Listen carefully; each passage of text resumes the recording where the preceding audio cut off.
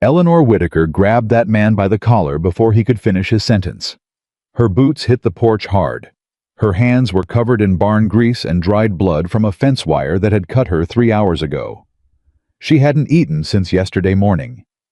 The bank letter was still crumpled in her apron pocket, the one that said she had 30 days before they took everything her father ever built. And this stranger, this worn-down, quiet-eyed man, had just asked her if the job was still available. She stared at him for a long moment. Then she said, "The only job left on this ranch is husband. You want it or not?" If this story already has your heart pounding, you are exactly where you belong. Subscribe to this channel right now and follow every single part of Eleanor's story to the very end, because what happens next is going to shake you to your core. And drop a comment below telling me what city you're watching from tonight. I want to see how far this story travels. Now let's go back to the beginning, because to understand why Eleanor said those words, you have to understand everything she had already survived. The letter arrived on a Tuesday. Eleanor Whitaker read it twice, standing in the middle of her kitchen with flour still on her hands, from the biscuits she hadn't finished making, and both times the words said the same thing. 30 days. Outstanding balance. Foreclosure proceedings will commence. She set the letter on the table. She picked up her biscuit dough. She finished making breakfast. That was Eleanor Whitaker. That was who she had always been. The world could hand her a disaster, and she would finish what she started before she allowed herself to feel it. But that night, after the lanterns burned low and the barn went quiet, she sat on her father's old chair on the front porch, and she pressed both hands flat against her knees, and she stayed very still for a very long time. The Montana sky was enormous above her. Stars everywhere. Cold coming down off the mountains early this year, earlier than it should have been, which meant a harder winter, which meant more feed, which meant more money she did not have. Her father, Robert Whitaker, had built this ranch from nothing. 200 acres of Montana frontier land that nobody wanted because the soil was too rocky and the winters were too brutal, and the nearest town was nearly 8 miles east. He had spent 30 years breaking that land, coaxing it into something that fed cattle and grew hay and kept a family alive. He had done it with his bare hands and a stubbornness that Eleanor had inherited completely. He died 2 years ago in the spring. A bad heart. Went quietly in his sleep, which people said was a blessing, but Eleanor had never quite forgiven him for leaving without warning. He left her the land. He left her 2 horses, a small cattle herd, an aging barn, and a mortgage she had not known existed. He also left her alone. Her mother had passed when Eleanor was 19. No brothers or sisters. No cousins nearby. No husband, because the men in Harlow County had made their opinions about Eleanor Whitaker very clear for most of her adult life. And those opinions had nothing to do with her character and everything to do with the size of her body. Eleanor was a large woman. She had always been a large woman. She stood 5'8" and carried nearly 300 pounds on her frame, and in 1885, in a small Montana frontier town, that was the only thing most people needed to know about her before they made up their minds. She had watched men look at her and look away. She had heard the whispers in the dry goods store, the laughter that stopped just a second too late when she walked past. She had sat in the church pew every Sunday and watched every woman around her get chosen, get courted, get married, get a life that looked like what a life was supposed to look like. And she had gone home every Sunday and fed her cattle and repaired her fences and told herself she did not need any of it. She had mostly believed it. What she could not deny was the ranch. The ranch needed her. The ranch had always needed her. From the time she was a girl following her father through the fields. Eleanor had understood the land the way some people understand music instinctively in her bones. She knew when a fence post was weakening before it showed visible damage. She knew which sections of pasture would flood in a heavy rain. She knew her cattle by sound, by movement, by the particular way each animal stood when something was wrong. Running this ranch alone for 2 years had nearly destroyed her body. Running it alone, while watching the debt grow, had nearly destroyed everything else. The barn roof had been the latest catastrophe. A violent August storm had done what 2 years of weather had been threatening to do. Collapsed the center beam on the east side, brought down a section of roof the size of a wagon, and left 40% of her stored hay exposed to the sky. Hay she had spent the entire summer cutting and baling. Hay that represented the difference between a herd that survived the winter and a herd she would have to sell off at terrible prices come November. She had climbed up there the morning after the storm with a hammer and a mouthful of nails and started working before the sun finished rising. 3 days into the repair, her hands were torn up. Her back screamed every time she straightened, and she had fixed perhaps a third of what needed fixing. She was 40 feet in the air on a damaged roof when Thomas Reed walked through her gate. She heard the gate creak. She looked down. She saw a man she did not recognize carrying a tool bag that had seen better decades, wearing a jacket with a tear along the left shoulder that someone had stitched closed with what looked like baling twine. How was not a young man. Somewhere past 40, with the kind of face that had spent most of its life outdoors. Weathered, lined, not unpleasant, but carrying a weight in the eyes that Eleanor recognized because she saw it in her own mirror every morning. He stopped when he saw her up on the roof. He looked at the damaged section. He looked at the tools she had laid out on the ground below. He looked back up at her. "That center beam is cracked in 2 places you haven't reached yet," he said. "You fix the surface without addressing those cracks, the whole thing comes down again, first heavy snow." Eleanor looked at him for a moment. "I know that," she said. "Yes, ma'am. I figured you did." He set his tool bag down on the ground. Not in a way that said he was making himself at home, more in a way that said his arm was tired. "I'm looking for work, any kind of work. I can see you've got plenty of it. I don't have money to pay anyone. I'm not asking for much. I'm not offering anything." He nodded. He picked his tool bag back up. He looked at the barn roof again, and Eleanor could see him calculating the same way she calculated automatically, involuntarily. Because some people looked at a broken thing and saw a problem, and other people looked at a broken thing and immediately started seeing the solution. "That third rafter on the left," he said, "the one that's bowing, that's going to go before the cracked beam does.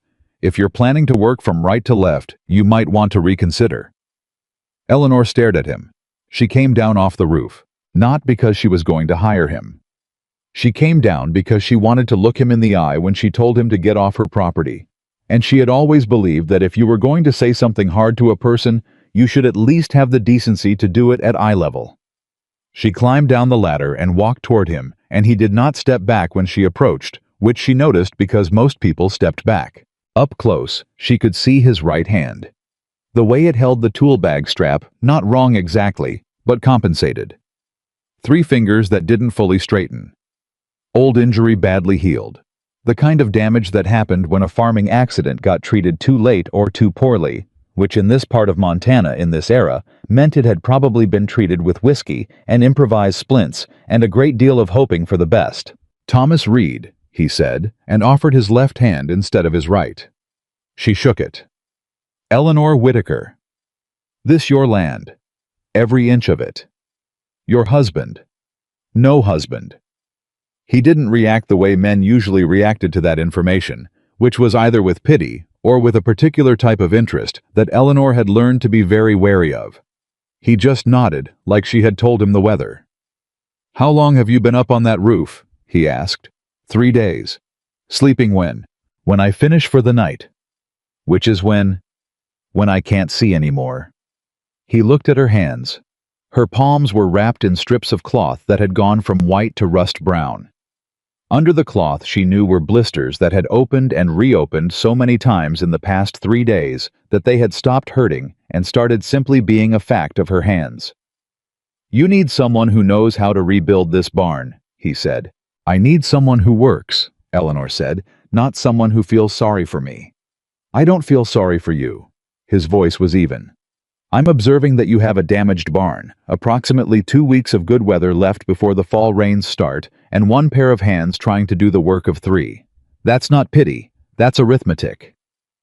Eleanor crossed her arms. She looked at him for a long time. She had gotten very good at reading people living alone out here. You had to. When the only interactions you got were with the men at the feed store, the women at the Sunday service, the occasional traveling salesman, and the land bank officer who showed up once a quarter with bad news and a polite expression. You learned to read what people were actually saying underneath what they said out loud. What Thomas Reed was saying underneath his careful words was, I need this job as much as you need the help. Show me what you know about that beam, she said. He showed her. For the next 2 hours, he walked her through the structural damage with a precision that surprised her. He knew timber. He knew the particular way Montana pine behaved under seasonal stress, how it expanded and contracted where it was likely to fail and where it was likely to hold. He talked about the roof not as a collection of broken pieces, but as a system, an interconnected structure where each element affected every other, and fixing one thing without understanding its relationship to the whole was how you ended up doing the same repair twice. Eleanor had known most of what he told her, but he knew some things she didn't. She hated admitting that. She admitted it anyway because she was her father's daughter, and Robert Whitaker had always said that the most expensive thing a person could do was let pride stop them from learning. "I can't pay you in money," she said when he finished. "What can you pay me? Meals, a place to sleep. That's it. And I don't know for how long." Howe was quiet for a moment. She expected him to decline. She had framed it as a decline really offered terms so poor that any man with options would walk away. "I'll need to know where I'm sleeping before dark," he said. That was not a decline. Eleanor showed him the small storage room off the back of the house that had a narrow cot and a window that let in the morning light. It smelled like dust and old harness leather. He set his tool bag down next to the cot and looked around the room with an expression that told her this was better than what he'd had before. That night, Eleanor made supper and put a plate on the table without making it a conversation, and Thomas sat down and ate without making it more than it was. They were not comfortable with each other. They were simply two people in the same room, which was more than Eleanor had had in longer than she wanted to count. She was clearing the dishes when she heard him say quietly, "It was a threshing machine, the hand." She turned. Howe was looking at the table. 6 years ago. The machine kicked wrong and I wasn't fast enough. Took 2 fingers entirely and mangled these 3. He flexed his right hand slightly. Most ranch owners take one look and decide I'm not worth what they'd have to pay a whole man. Eleanor set the dish in her hand down slowly. "How many ranches have you worked since?" she asked. 11, none longer than 3 weeks. He looked up. "They hire me when they're desperate and let me go when they realize I can't do everything they need." "What can you do?" "Construction, repair, planning. Anything where the work is in the mind more than the grip." A pause. "And I'm left-handed by nature, so the injury cost me less than it would have cost most." Eleanor sat back down at the table. "Why'd you come to this ranch?" she asked. "There's bigger operations north of here, better paying work if you can get it." He was quiet for a moment. "I saw your fence line coming in," he said. "The way it was repaired. 17 different techniques, all of them, right? None of them matching because you were using whatever material you had available at the time." He looked at her. "That's not someone who doesn't know what they're doing. That's someone doing it alone. I thought a person doing that alone might judge me on what I can do instead of what I can't." Eleanor was very still. She had not expected that. She picked up the dish she'd set down and took it to the wash basin and stood there for a moment with her back to him, getting herself together, because what he had just said had landed somewhere that wasn't defended well, and she needed a second to rebuild the wall. "We start before dawn," she said. "I'll have coffee ready at 5. "Yes, ma'am." She didn't sleep much that night. It wasn't discomfort. She had slept through worse conditions than a man in the storage room. It was something she couldn't name at first, lying in the dark, listening to the Montana wind move through the grass outside her window. Then she named it. It was the fact that for the first time in 2 years, when she went through the mental list of everything that needed doing on this ranch, the weight of it felt slightly less absolute. Not because anything had changed. Not because the roof was fixed or the debt was paid or the weather was going to hold. But because there were 2 people now who knew the problem. She turned that over for a while, and then she made herself stop thinking about it, and she went to sleep. Thomas was up before the coffee was ready. She found him in the barn at 4:45, with a lantern examining the beam he had identified the night before, making notes on a scrap of paper with a stub of pencil. He didn't hear her come in. She watched him for a moment, the way he moved around the damage systematically, the way he noted each problem in sequence, rather than jumping to conclusions, the way his left hand was already reaching for solutions before his mind had finished documenting the problem. He was good at this. That was the honest truth. And Eleanor Whitaker had not survived 2 years alone on a struggling Montana ranch by refusing to see honest truths. "You figured out the beam situation?" she asked. He turned. Not startled he had heard her after all, just didn't make a production of it. 3 points of failure instead of 2. But there's a way to reinforce it without pulling the whole frame. It'll take a week, maybe 10 days, but the repair will hold better than the original construction. "Show me." He showed her. They worked side by side that first day without talking much, which suited Eleanor fine. She had never been a woman who needed conversation to fill silence. She communicated through action. "Hand her the next board. Hold this here, tell me when it's level." And Thomas understood that language without her having to explain it. By midday, they had addressed 2 of the 3 failure points. By late afternoon, Eleanor was moving through the work faster than she had in 3 days alone. She did not comment on it, but she noticed. It was on the 4th day that the trouble started. She had driven the wagon into Harlow to pick up the timber. Thomas said they needed long cuts of pine that she could not mill herself, the one piece of the repair that required outside material. She pulled up to Caldwell's Supply, which was the only lumber supplier within 20 miles, and got down from the wagon and walked into the store. Margaret Caldwell was behind the counter. Margaret Caldwell was always behind the counter. She was a narrow-shouldered woman of about 50, with the posture of someone who had never once doubted her own importance, and she had been a particular source of misery in Eleanor's life for as long as Eleanor could remember. Margaret's family had money. Old money, frontier money. The kind that came from being one of the first people to arrive in a new territory and having the ruthlessness to hold on. She owned the supply store, held partial interest in the grain elevator, and Eleanor now knew from the bank letter had purchased the outstanding note on the Whitaker ranch debt 3 months ago. "Eleanor," Margaret said in the tone she always used, which managed to be civil and contemptuous at the same time. "Margaret, I need long pine cuts. Here's the list." Eleanor set the paper on the counter. Margaret looked at the list without touching it. "I heard you've taken on a hired man." "I've got someone helping with the barn repair." "Where'd you find him?" "He found me." Margaret's mouth curved in a way that had nothing to do with smiling. "A man with no references showing up at a single woman's property. I do hope you've been careful, Eleanor. A woman in your position can't afford to be naive." "I'm not naive about much of anything, Margaret. Can you fill that order?" "I can. Whether I will is another matter." Margaret finally picked up the list. "There's the question of your outstanding account here." "I've been current on my account." "Current, yes. But your credit is stretched, and given that the banknote is well." Margaret set the list down again and folded her hands on the counter. "I'm going to need full payment on delivery, no more credit." Eleanor looked at her. She knew what this was. She had known Margaret Caldwell long enough to recognize this particular move, the tightening of the vise at the moment when the pressure would hurt most. Margaret knew about the barn damage. Margaret knew about the 30-day foreclosure notice. Margaret knew everything that happened in Harlow County because Margaret Caldwell had spent 30 years making herself the person that information flowed through. "Full payment on delivery," Eleanor repeated. "I'm afraid so." Eleanor had exactly $42 in paper money in her coat pocket.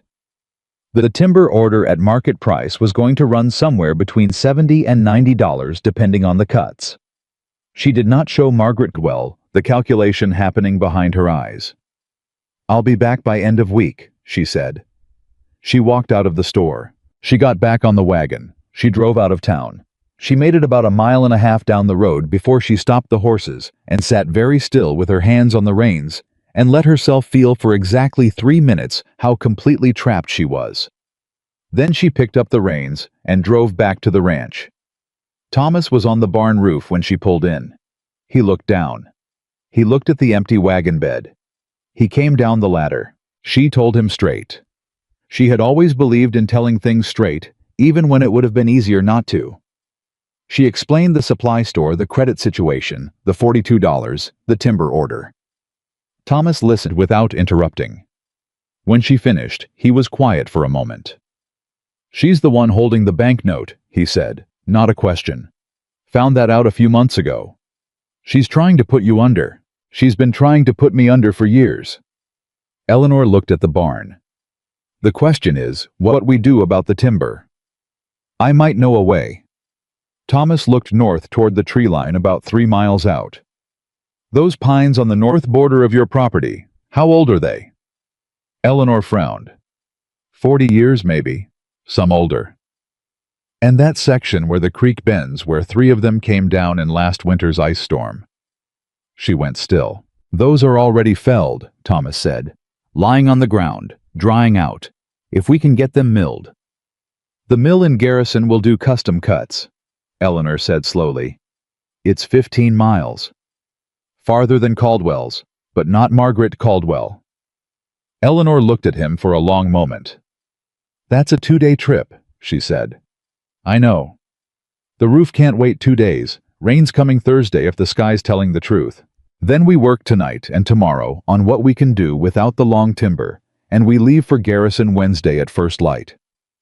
Eleanor put her hands on her hips and looked at the barn, and then at the sky, and then at Thomas Reed, who was standing in her yard like a man who had already decided this was his problem as much as hers, which was not a thing she had asked of him, and was not a thing she quite knew how to receive. "All right," she said. They worked through Tuesday night by lantern light. It was not romantic.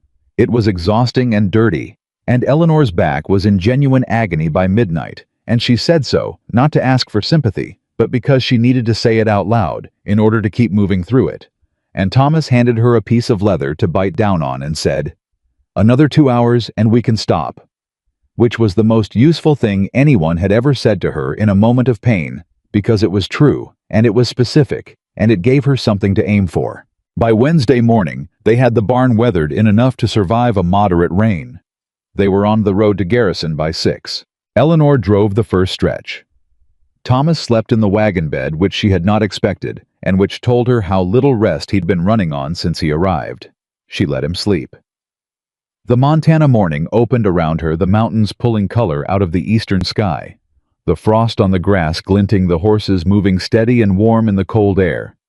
And Eleanor drove and thought about very little, and felt for the first time in months something that was not quite peace, but was at least a pause. He woke up when the road got rough. "Your turn," she said. He took the reins without comment. They made Garrison by early afternoon, got the timber order placed, arranged for delivery, with a milling operator named Hector, who shook both their hands and shook Thomas's right hand with perfect normalcy, which Eleanor noted and which clearly meant something to Thomas, by the way his shoulders changed and started back. Halfway home, the sky went dark fast. "That's not Thursday rain," Thomas said. "No." Eleanor agreed. "That's today rain." They pushed the horses. They made it back to the ranch yard 20 minutes before the sky opened completely. They made it to the barn door. And then they were inside in the dry, breathing hard, with the rain hammering the partial roof above them, and the horses steaming and stamping, and Eleanor started to laugh. She didn't mean to.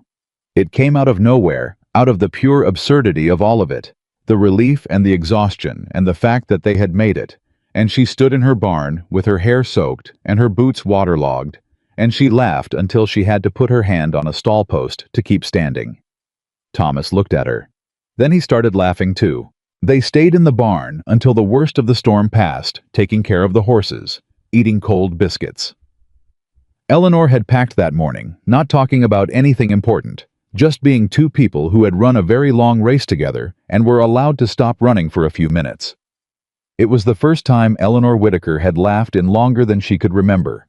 She did not tell him that, but she thought about it that night in her father's old chair on the front porch, watching the rain taper off and the stars come back one by one in the washed sky. She thought about the way laughter had felt in her chest, unfamiliar, like using a muscle she had let atrophy. She thought about how it had taken a stranger, a man with a damaged hand and a baling twine-stitched jacket, to put it back there. She did not know what to do with that. She did not know what to do with any of him. What she knew was that the barn would be repaired. She knew the timber was coming. She knew the 30-day clock was still running, and Margaret Caldwell's hand was still on the vise, and the cattle still needed feed, and the winter was still coming early. But she also knew that when she ran through the list of everything that needed doing, it still felt fractionally barely, but genuinely less absolute than it had the week before. She sat with that for a long time. Then the cold finally drove her inside, and she went to bed. And for the first time in 2 years, she did not lie awake doing arithmetic until the sky started to pale.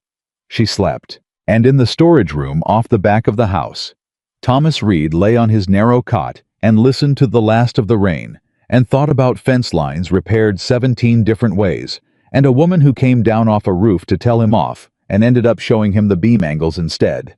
And he thought that of all the ranches he had walked away from in 6 years, this was the first one where walking away was not going to be simple. He wasn't sure what to do with that either. But the barn needed finishing. And there was always tomorrow. And in Montana, in the autumn of 1885, tomorrow was sometimes enough. The timber arrived Thursday morning, 3 days after the storm hauled in on Hector's mill wagon by 2 strong draft horses and a quiet teenage boy who didn't say much but worked fast. Eleanor was already in the yard when they pulled up. Thomas was right beside her. They unloaded in under 2 hours. And then the real work started. The barn repair shifted into a different phase, less assessment, more execution. Thomas had mapped the entire reconstruction in his head during the nights he couldn't sleep, and he laid it out for Eleanor, piece by piece each morning, before they climbed up, and she absorbed it the way she absorbed everything completely and without waste. She didn't need to be told twice. She didn't need encouragement.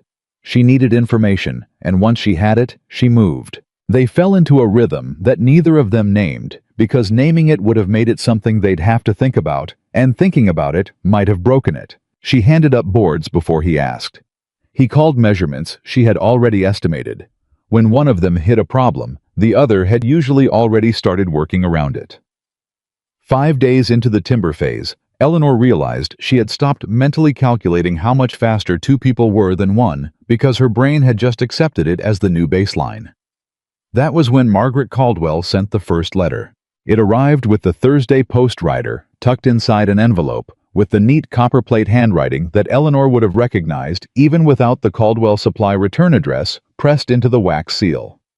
She opened it standing at the gate, the post rider already halfway back down the road, and she read it once, and then folded it and put it in her apron pocket and finished the morning's work before she let herself think about it. At noon, Thomas came down off the roof for water and found her sitting on the porch steps with the letter open on her knee.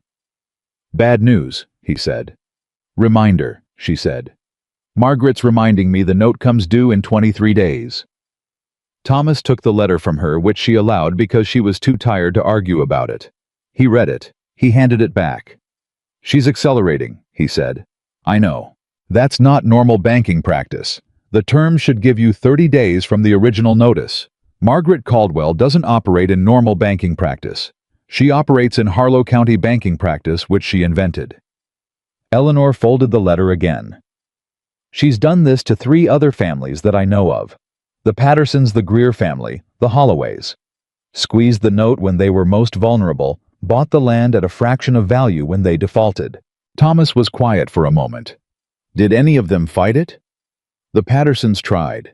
They went to the county courthouse with the original loan documents, argued the terms. Margaret had already had a conversation with the county clerk, who happened to owe her an outstanding favor. The filing got delayed. The deadline passed. That's fraud. That's Harlow County." Eleanor stood up.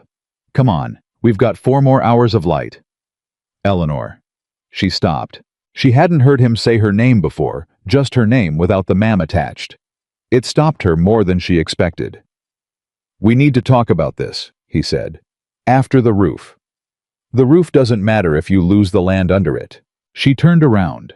He was standing at the bottom of the porch steps, looking up at her, and his expression was the same one he'd used the very first day when he'd told her the beam was cracked in 2 places she hadn't reached yet. Not pity, assessment.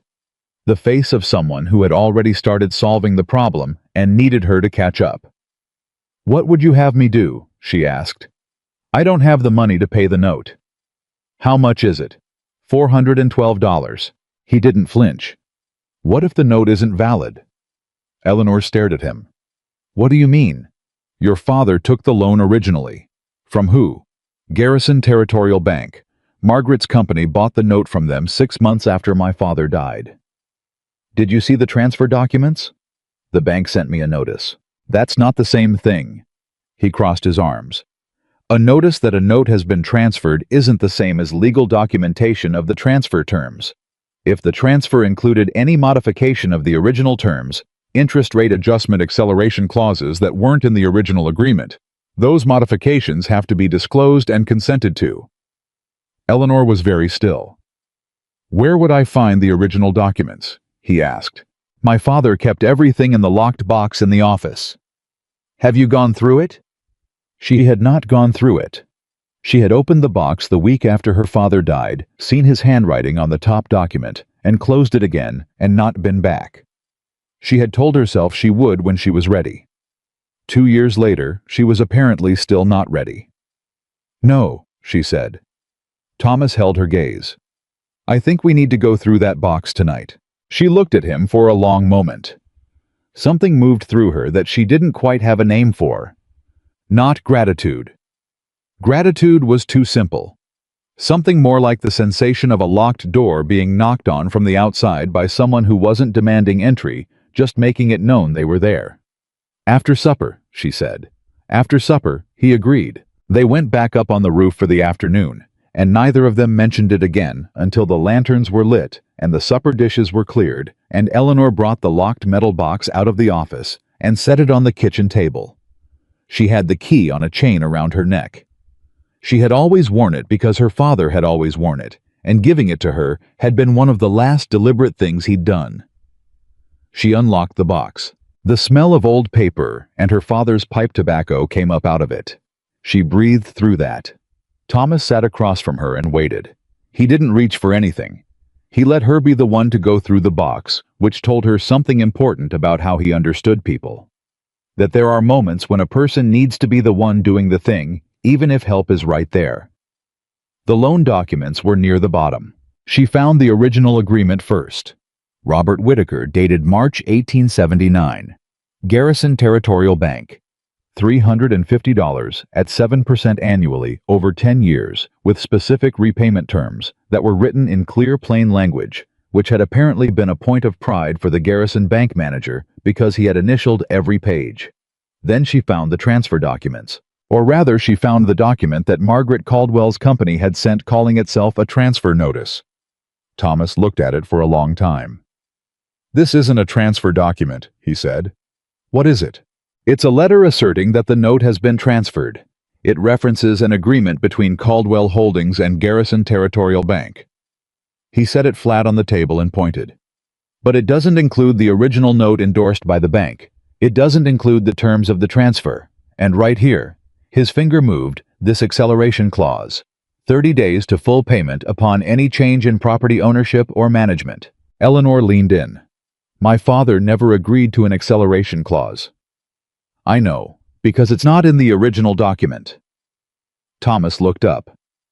Eleanor, if Margaret Caldwell modified the terms of this loan when she claimed to purchase it and never disclosed that to you, that is not a legal modification. You never signed it. You never agreed to it. The kitchen was very quiet. Can I prove that? Eleanor asked. You have the original agreement. You have her letter. Anyone who can read both documents can see that the acceleration clause doesn't exist in the original. He sat back. The question is whether the county clerk will see it, or whether Margaret's already had a conversation there too. Eleanor thought. The circuit judge, she said slowly. Judge Harlan rides the circuit through Harlow County in the fall. He's independent out of Billings, no connection to local interests. When does he come through? Late October usually. Could be 3 weeks. Could be 5. Is that before or after your 23 days? Eleanor closed her eyes for exactly 2 seconds. After, she said. Then we need another way. Thomas tapped the table lightly, thinking. The original lender. The Garrison bank manager who wrote those initialed pages. Is he still there? He was a year ago, man named Aldous Price. If he confirms that the original note had no acceleration clause, and that any transfer should have come with full disclosure of the original terms. That's a sworn statement. That has weight. Garrison is 15 miles. I know. They looked at each other across the kitchen table, across the open metal box, with her father's handwriting on every page, and Eleanor felt something shift inside her chest. Not hope exactly. She had been careful with hope for a long time, but the sense that there was a move to make, that she was not simply waiting for the vice to close. "I'll go Saturday," she said. "We'll go Saturday," Thomas said. She started to argue. He looked at her steadily, and she stopped. "All right," she said. "We'll go Saturday." They rode into Garrison on Saturday morning, and everything went fine until they arrived at the bank and found a notice on the door stating that Aldous Price had retired from his position at Garrison Territorial Bank 4 months ago. Eleanor stood in front of that notice for a moment. Then she pushed the door open and went inside anyway. The new bank manager was a young man named Forsyth, with clean hands and the careful diction of someone recently arrived from back east, and he listened to Eleanor with the expression of a man desperately hoping the conversation would end soon. He confirmed that yes, Aldous Price had retired. He confirmed that yes, the bank had sold several outstanding notes to private parties the previous year. He did not confirm anything about the terms of those sales, because he had not been present, and the records were, unfortunately, he said with genuine-sounding regret, archived in a filing system that would take considerable time to locate. "How considerable?" Thomas asked. "Weeks," Forsyth said. "Possibly longer." "We don't have weeks," Eleanor said. "I'm aware that's unfortunate, Miss Whitaker." Eleanor leaned forward on his desk slightly. "Mr. Forsyth, I need the name and location of Aldous Price." "I couldn't give out that. I am asking for the retired address of a man who can provide a sworn statement that may prevent a fraud from being committed in your bank's name." Her voice was level, not raised, just very, very clear. "If Margaret Caldwell has modified the terms of a note that originated with this institution, and done so without proper disclosure, your bank has potential liability in that transaction. I imagine that would be of interest to your supervisors in Billings." Forsyth's clean hands went very still on his desk. He found Aldous Price's home address in under 4 minutes. Price lived 6 miles outside Garrison on a small property he'd purchased with his retirement savings, and he was in his garden when they rode up a compact, white-haired man with the deliberate movements of someone who had spent decades being careful with other people's money. He remembered Robert Whitaker immediately. "Solid man," Price said, walking them into his kitchen, putting a kettle on without being asked. "Came in with his daughter once, maybe 1880, 1881. Girl about 14 or 15. Already asking better questions about the loan terms than most adults." Thomas glanced at Eleanor. Eleanor did not react to this, but something in her jaw changed very slightly. "Do you remember the terms of the loan?" Thomas asked. "I remember every loan I wrote in 22 years. Price sat down with the certainty of that statement. Whitaker note was $350 at 7% 10-year term. Standard terms. No prepayment penalty, no acceleration clause. He paused. "No acceleration clause," he repeated with an emphasis that said he had heard what they were actually asking. "Margaret Caldwell's company is claiming there is one," Eleanor said. Price's face did something complicated. "Is she now? She's demanding full payment in 23 days or foreclosure." The old man was quiet for a moment. "That clause was not in the note I wrote. If it appeared after the transfer, it was added after, without the original borrower's consent." He looked at Eleanor directly. "That's not legal in any territory I'm aware of." "Would you put that in writing?" Eleanor asked. "I would," Price said. "I'll put it in writing, and I'll sign it in front of a witness, and you can take it to the circuit judge, or the territorial attorney general, or the front page of the Billings newspaper, if it comes to that." He paused. "Your father was a good man. He deserved better than a vulture picking his bones after he was gone." Eleanor was very still. "Thank you," she said, and her voice was steady, completely steady, which was the most control she had ever exercised over a voice in her entire life. Price wrote the statement at his kitchen table.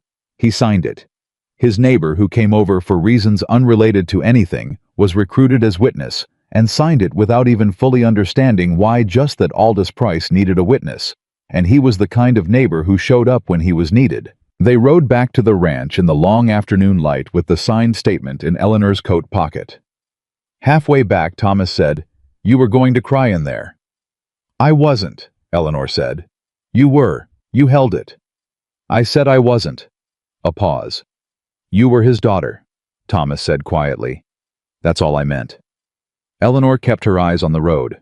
"I used to let me come to the bank with him," she said after a while. "Every time he made a payment, he said I should know what it meant to keep a promise, even when keeping it was hard." She paused. "I didn't know Price remembered that." Thomas said nothing, which was exactly the right thing. They got back to the ranch as the last light was leaving the sky. But if Eleanor thought the signed statement in her pocket meant the pressure was going to ease, she learned differently on Monday morning when she drove into town for feed and found that something had changed in the way people looked at her. It was subtle, the kind of change you felt before you saw it. The way the conversation at Hartley's feed stopped a beat too late when she walked in. The way Mrs. Norris from the church auxiliary suddenly needed to examine a display of leather goods on the opposite side of the room when Eleanor appeared in the doorway. The way Jim Hartley himself, who had sold her father feed for 15 years and sold Eleanor feed for 2 years after that, found something very interesting to look at on the ceiling while he tallied her order. She knew this pattern. She had felt it before. It was the particular social weather that meant someone had been saying things about her. She didn't have to wait long to find out what.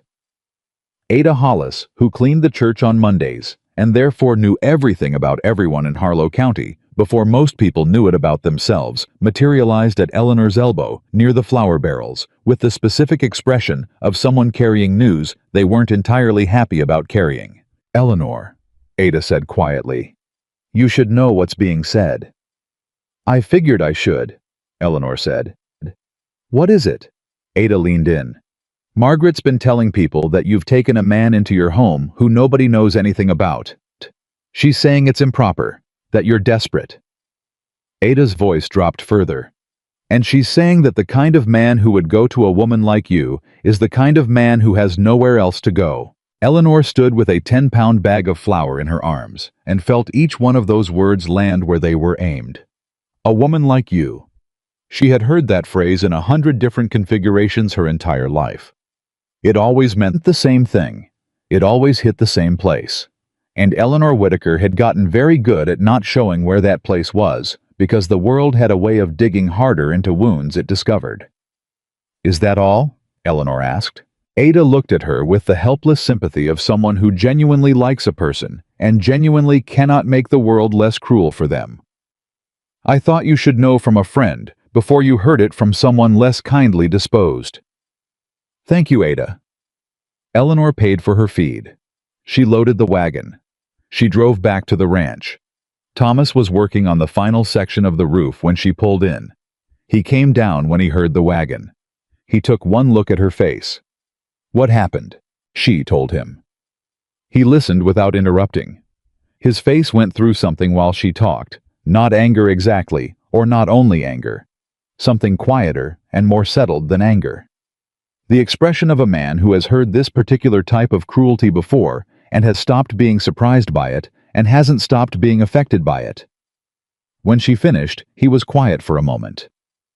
"Is any of it true?" he asked. She blinked. "What? Is it true that I have nowhere else to go?" He met her eyes steadily.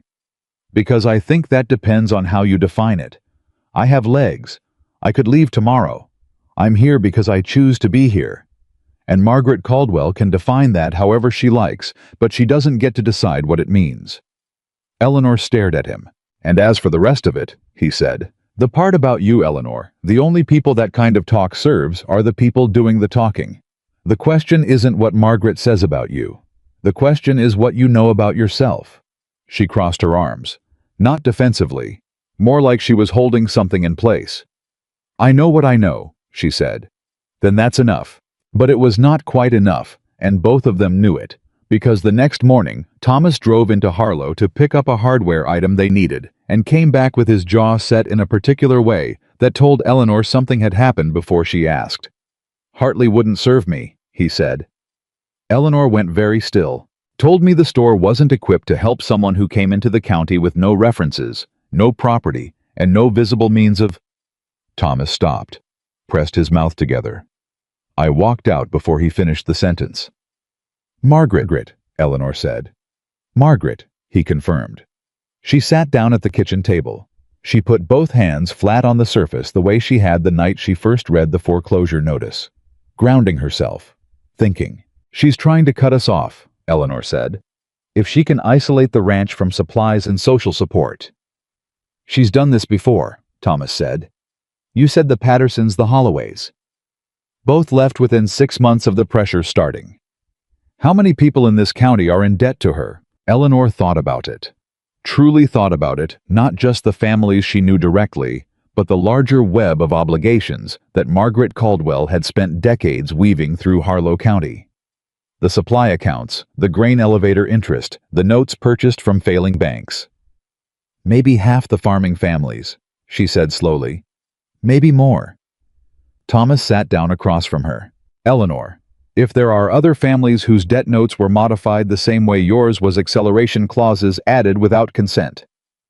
Terms changed after the fact. Aldous Price's statement isn't just relevant to your case. It's relevant to all of theirs." She looked at him.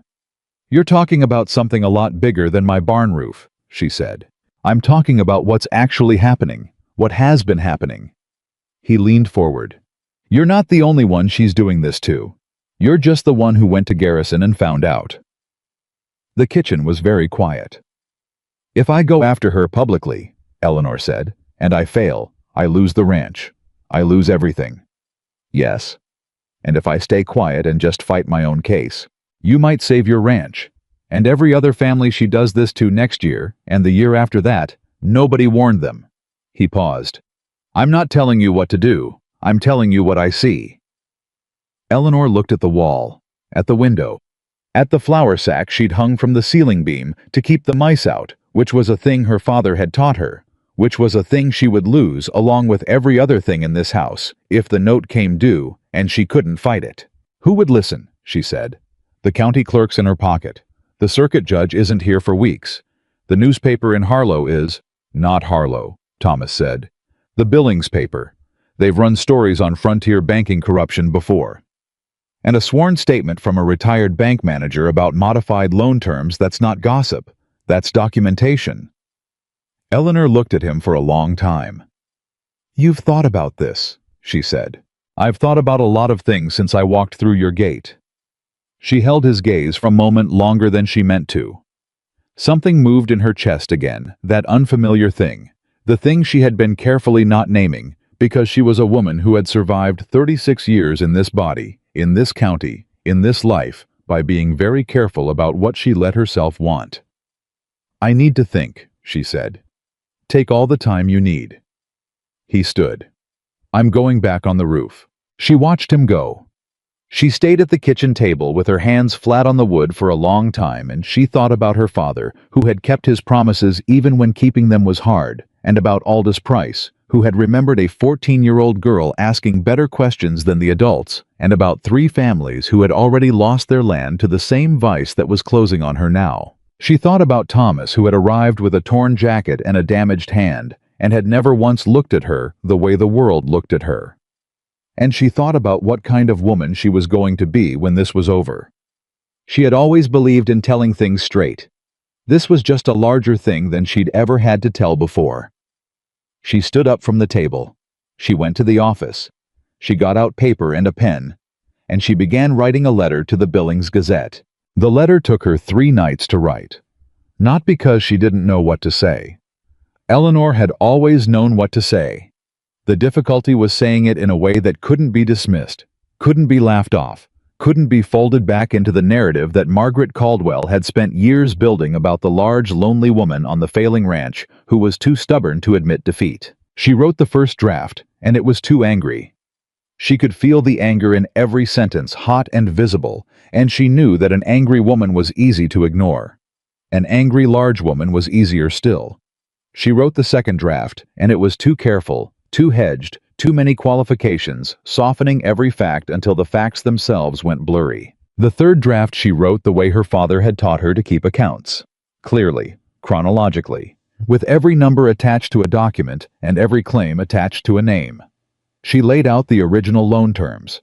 She laid out the transfer notice that wasn't a transfer document. She laid out the acceleration clause that had never been agreed to. She named Aldous Price and his 22 years at Garrison Territorial Bank and quoted his signed statement verbatim. Then she named the Patterson family, the Greer family, the Holloways. She did not call Margaret Caldwell a criminal. She simply described with precise and documented clarity what Margaret Caldwell had done. She signed it, Eleanor May Whitaker, and she wrote her full address beneath the signature. Thomas read it at the kitchen table the morning she finished it. He read it twice. He set it down. "This will make her come after you harder," he said. "I know. Are you ready for that?" Eleanor picked up the letter. "I've been getting ready for it my entire life." She folded it into the envelope. "I just didn't know what it was going to be about." She mailed it in Harlow on a Wednesday, which she did deliberately driving past Caldwell's Supply on the way to the post office, with her back straight and her chin level and the envelope in her hand. And she did not look at Margaret's store window on the way by, but she was aware of it, the way you are aware of a fire when you walk past it. The heat on the side of your face. She mailed the letter and she drove home, and she went back up on the barn roof because the barn was not going to finish itself and the world was not going to pause for her decisions. 3 days later, Margaret Caldwell came to the ranch. Eleanor heard the buggy coming down the road and knew it before she could see it. There was a particular speed to Margaret's horses, a particular clip of hooves that said the driver was in a hurry and not trying to hide it. She came down off the ladder and stood in the yard.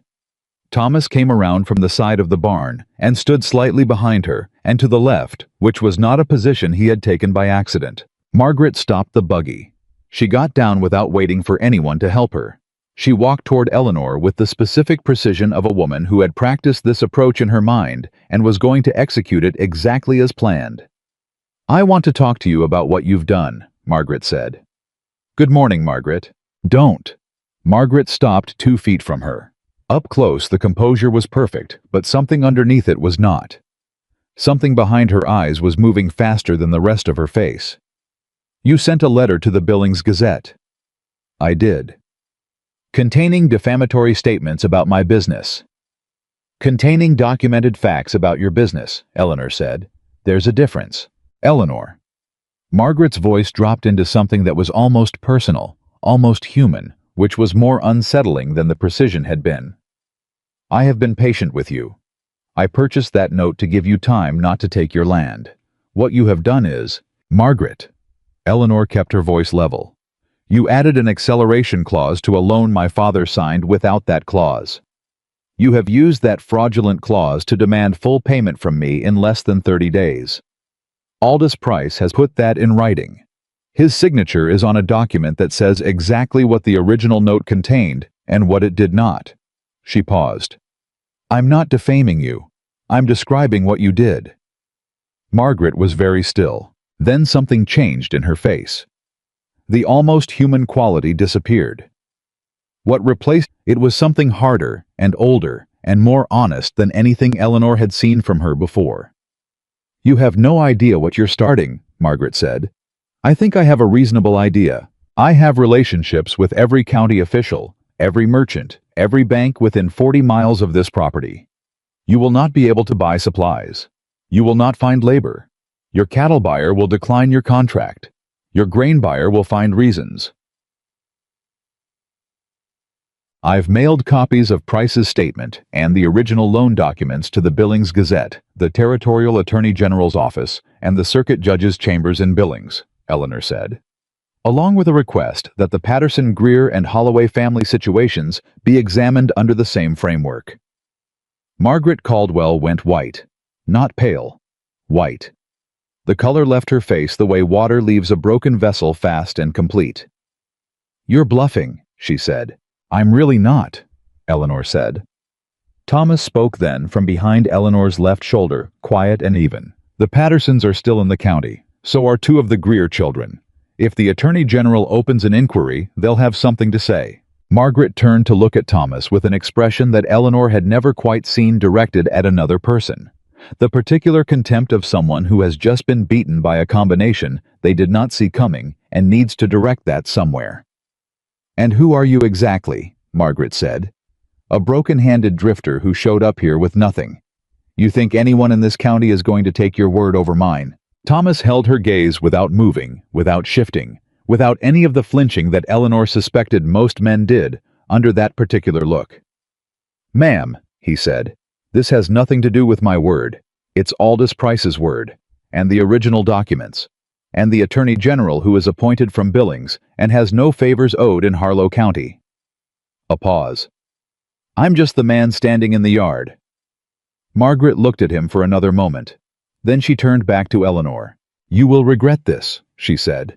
It came out differently than the earlier threats, less calculated, more personal. The kind of thing said not as strategy, but as truth, which made it more frightening, not less. "Maybe," Eleanor said. "But I'd regret it more if I stayed quiet." Margaret got back in her buggy. She turned it around. She drove back down the road at exactly the same precise clip she had arrived with, and Eleanor watched her go and kept her shoulders back until the sound of the hooves was entirely gone. Then she turned around and sat down on the porch steps and put her hands on her knees and said absolutely nothing. Thomas sat down next to her, not saying anything either, just being there. After a while he said, "Did you actually mail copies to the Attorney General?" "I mailed them this morning before I told you I was going to," Eleanor said. "I didn't want you to talk me out of it." He looked at her. "I wouldn't have talked you out of it," he said. "I know. But I didn't want to find out if I was wrong about that." I was quiet. Then something in his face moved, not quite a smile, but the thing that lives just under a smile, the thing that means a person is genuinely helplessly fond of something. He looked away before Eleanor could decide what to do with having seen that. What happened next came faster than either of them expected.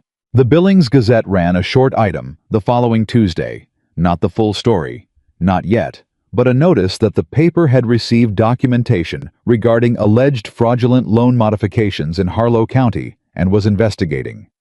It was 4 sentences long. It might as well have been a cannon shot. By Wednesday morning, Eleanor had 3 visitors.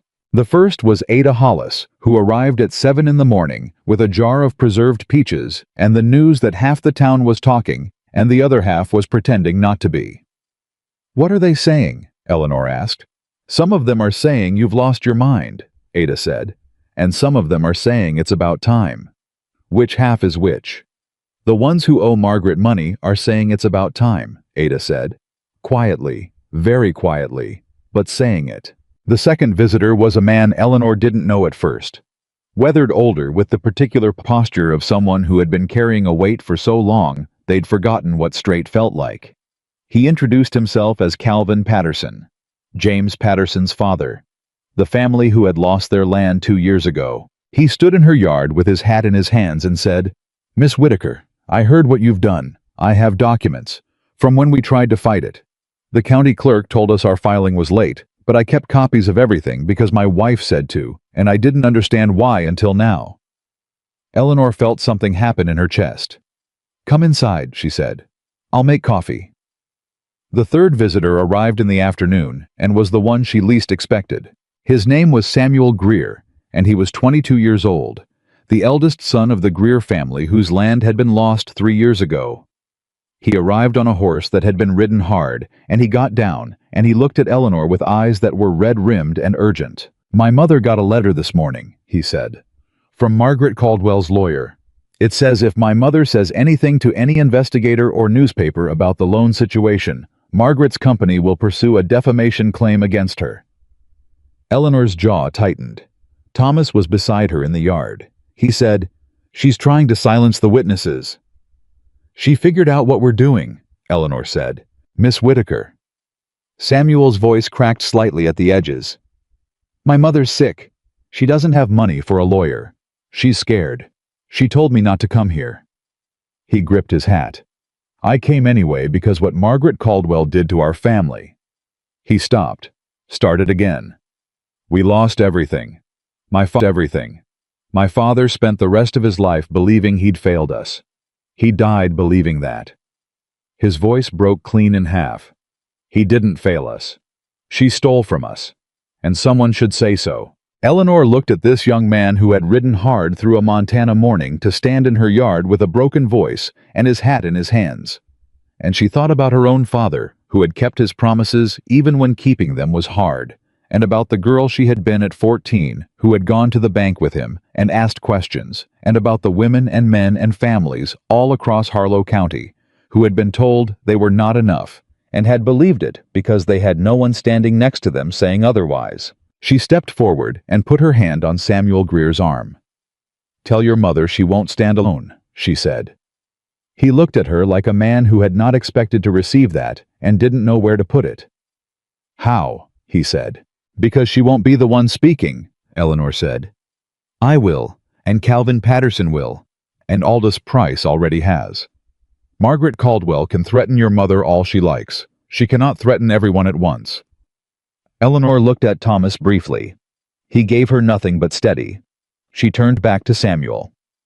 "You tell your mother to keep her documents safe, and you tell her that Eleanor Whitaker is asking her to trust her for a little longer." After Samuel left, Thomas found Eleanor in the office, sitting at her father's desk, with the box of documents open again, going through everything for the third time. "You know what she's going to do next," he said. "Try to accelerate the note before the Attorney General can respond," Eleanor said. "File in county court. Use the county clerk to push it through before the circuit judge has a chance to weigh in." "Can she?" "Legally, no. The circuit court has precedence on contested debt claims." She looked up. "But Margaret doesn't operate in legal. She operates in Harlow County, which she invented. Then we need to make it impossible for her to contain this locally." Thomas came to the desk. He leaned on it with both hands and looked at the documents she'd spread out. "You said the circuit judge is expected through in 3 to 5 weeks. Maybe. What would it take to get him here sooner?" Eleanor looked at him. "A formal request," she said slowly. "From multiple parties. If Calvin Patterson and I both file requests for expedited circuit review on the same matter.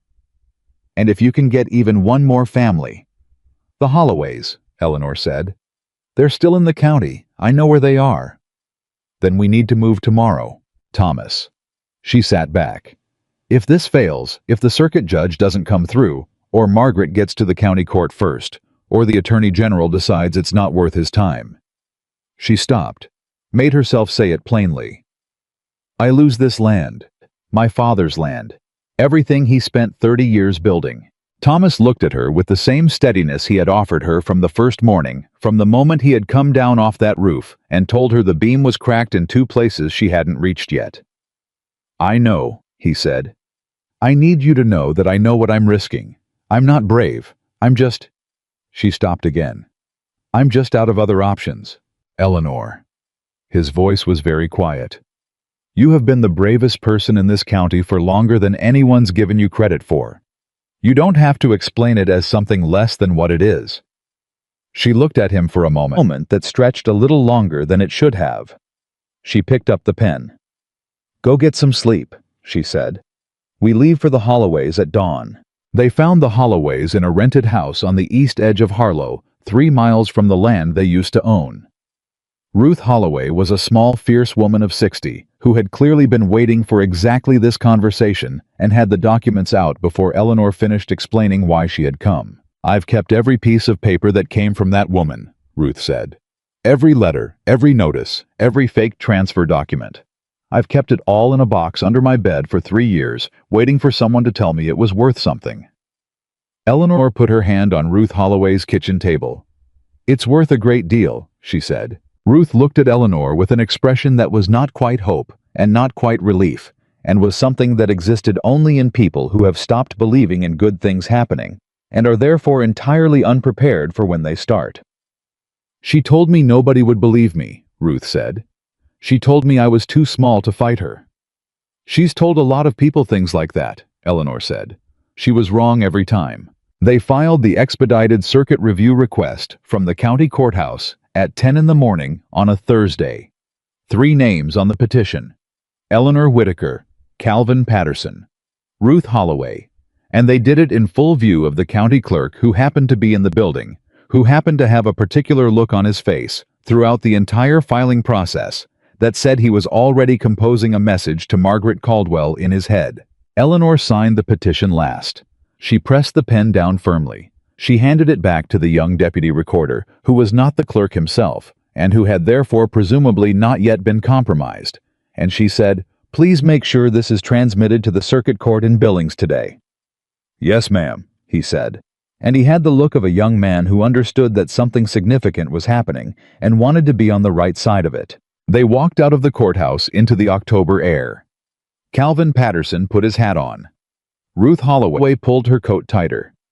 Thomas stood slightly back and said nothing, which was the right thing. "What do we do now?" Calvin asked. "We go home," Eleanor said. "And we wait. And we keep all our documents in a safe place. And if she comes after us in the meantime, then we deal with that when it comes." Eleanor looked at him. "Mr. Patterson, you did a brave thing today." "I did a late thing," he said, and his voice was thick with something she recognized because she felt it too. Sometimes the weight of all the years of keeping quiet. "Late is still not never," she said. He nodded. He shook Thomas's hand.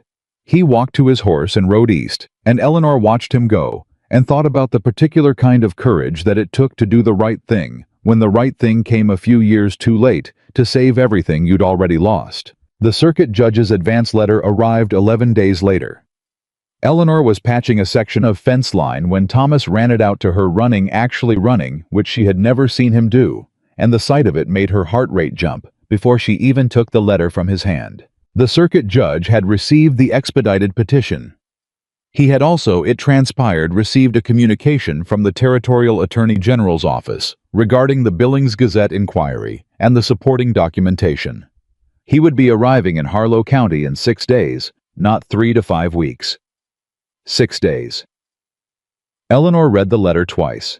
She handed it back to Thomas. She turned around and looked at the fence post she had been driving, and she hit it 3 more times with the post driver. 1, 2, 3, solid, deliberate, with everything she had, because she needed to do something physical with what was happening inside her chest. Then she turned back around. 6 days, she said. 6 days, Thomas confirmed. She looked at him. He was holding the letter and looking at her, and the October light was on his face, and something in his expression was open in a way that she had only glimpsed before. Usually he was careful, contained, measured in everything he showed. He was not being careful right now. He was just looking at her the way a person looks at something they are genuinely glad exists in the world. Eleanor looked away first. "We have a lot to do," she said. "We do," he agreed. But Margaret Caldwell had received the same courthouse notification, and Margaret Caldwell did not spend the intervening 6 days quietly. By the next morning she had moved. She had filed an emergency debt claim in county court, not circuit court. County court, where the clerk she had cultivated for 30 years handled the paperwork asserting that the Whitaker note was in immediate default and requesting a county court judgment that would supersede any circuit review. Eleanor found out from Ada Hollis, who found out from the deputy recorder, who found out at 7 in the morning and had the integrity to be troubled by it. Thomas was eating breakfast when Eleanor came back into the kitchen with the news. He set his fork down. "She's trying to get the county court to move before the circuit judge arrives," Eleanor said. "Can she? County courts don't have jurisdiction over contested debt disputes that involve fraudulent documentation. The circuit court does. She knows that." Eleanor paced. "But if she can get a county court ruling on record, even an invalid one, it creates a procedural tangle that could take months to unwind. And in those months, the land is in dispute. She controls it as the note holder." Thomas stood up. "You need a lawyer." "I need a lawyer in the next—" Eleanor checked the wall calendar. 5 days. "In Billings, not Harlow." "I know." She stopped pacing. "I know someone. My father used a man named Gideon Cross for the original land title when he bought the property. He's still practicing, I think. He's nearly 70. Is he good?" "My father said he was the most honest lawyer he ever met, which in 1865 Montana was not a common thing to be." "Can you get to Billings and back in time?" Eleanor calculated. If I leave tomorrow at first light and push the horses. We leave tomorrow at first light, Thomas said. You don't need to come. Eleanor. He said her name again the way he had that first time without the ma'am, just her name, like it was the whole sentence. I'm coming. She looked at him for a moment. All right, she said. They made billings in a day and a half. Gideon Cross was in his office when they arrived, a spare, white-haired man who looked at Eleanor's documents with the focused intensity of someone whose mind had never slowed down, regardless of what his body was doing. And he read Aldous Price's statement, and he read the original loan documents, and he read Margaret's transfer notice, and he set everything down very carefully. This is a clear case, he said. Then why is it so complicated? Eleanor said. Because Margaret Caldwell has spent 40 years making everything in Harlow County complicated on purpose. He looked at her over his glasses. Your father was Robert Whittaker. Yes. I wrote his land title in 1865. A pause. I'm taking this case, and I'm not charging you until we win. Eleanor stared at him. Mr. Cross, I'm 71 years old, he said. I have more money than I need and less time than I'd like. I intend to spend what time I have doing something worth the effort. He picked up the documents again. I'll file for an injunction against the county court proceeding before the end of today. That will hold Margaret's filing in suspension until the circuit judge arrives. And when he arrives, you'll have representation that's had 30 years more practice in territorial law than anyone Margaret Caldwell can hire. Eleanor felt something she had been carefully not feeling for a very long time. She felt it anyway. She took a breath. Thank you, she said. The old lawyer looked at her with the particular kindness of someone who has seen enough of the world to know what it cost a proud woman to say those two words and mean them completely. Thank your father, he said. He built something worth keeping. That night in the small boarding house where they took rooms for the night before the drive back. Eleanor sat at the small table in her room and wrote 2 letters. One to Calvin Patterson, telling him what had happened. One to Ruth Holloway, telling her to hold steady. She heard a soft knock at the door. Thomas's voice. You should sleep. Soon, she said. A pause. She heard him not leave. Come in, she said. He opened the door and stood in the doorway, not coming in fully. He had his jacket off his sleeves rolled to the elbow, and he looked tired in the way that had nothing to do with the physical work. The kind of tired that came from caring about something and not knowing how it was going to end. Are you all right? He asked. I don't know, she said, which was the most honest answer she had given anyone in years. He nodded. He didn't offer her an easier answer than that. Thomas. She set down her pen. Why are you still here? He looked at her. I mean that genuinely, she said. You came to help fix a barn. The barn is fixed. What's happening now is dangerous. It could go wrong. If it goes wrong, you lose. She stopped. You don't lose anything. You're not attached to this land. You could walk away. Yes, he said. Then why haven't you? He was quiet for a long moment. Because somewhere around the 3rd morning on that roof, he said, this stopped being just a barn. Eleanor looked at him. Neither of them said anything. The space between what he had just said and whatever came next was wide and significant, and both of them knew it, and both of them were each for their own reasons not quite ready to cross it. Get some sleep, Thomas, she said quietly. Yes, ma'am, he said. He went. Eleanor sat at the table for a long time after the door closed. She pressed her hands flat on the surface in front of her. She breathed. Then she finished her letters, blew out the lamp, and lay in the dark, and let herself feel for exactly as long as she needed to every single thing she had been too busy surviving to feel. Tomorrow they rode back to Harlow County. Tomorrow the clock started its final count toward the circuit judge's arrival. Tomorrow, Margaret Caldwell would discover that the county court injunction had been filed and would begin whatever came next. But tonight, for the first time, Eleanor Whittaker allowed herself to believe that what came next might not destroy her. And that was enough.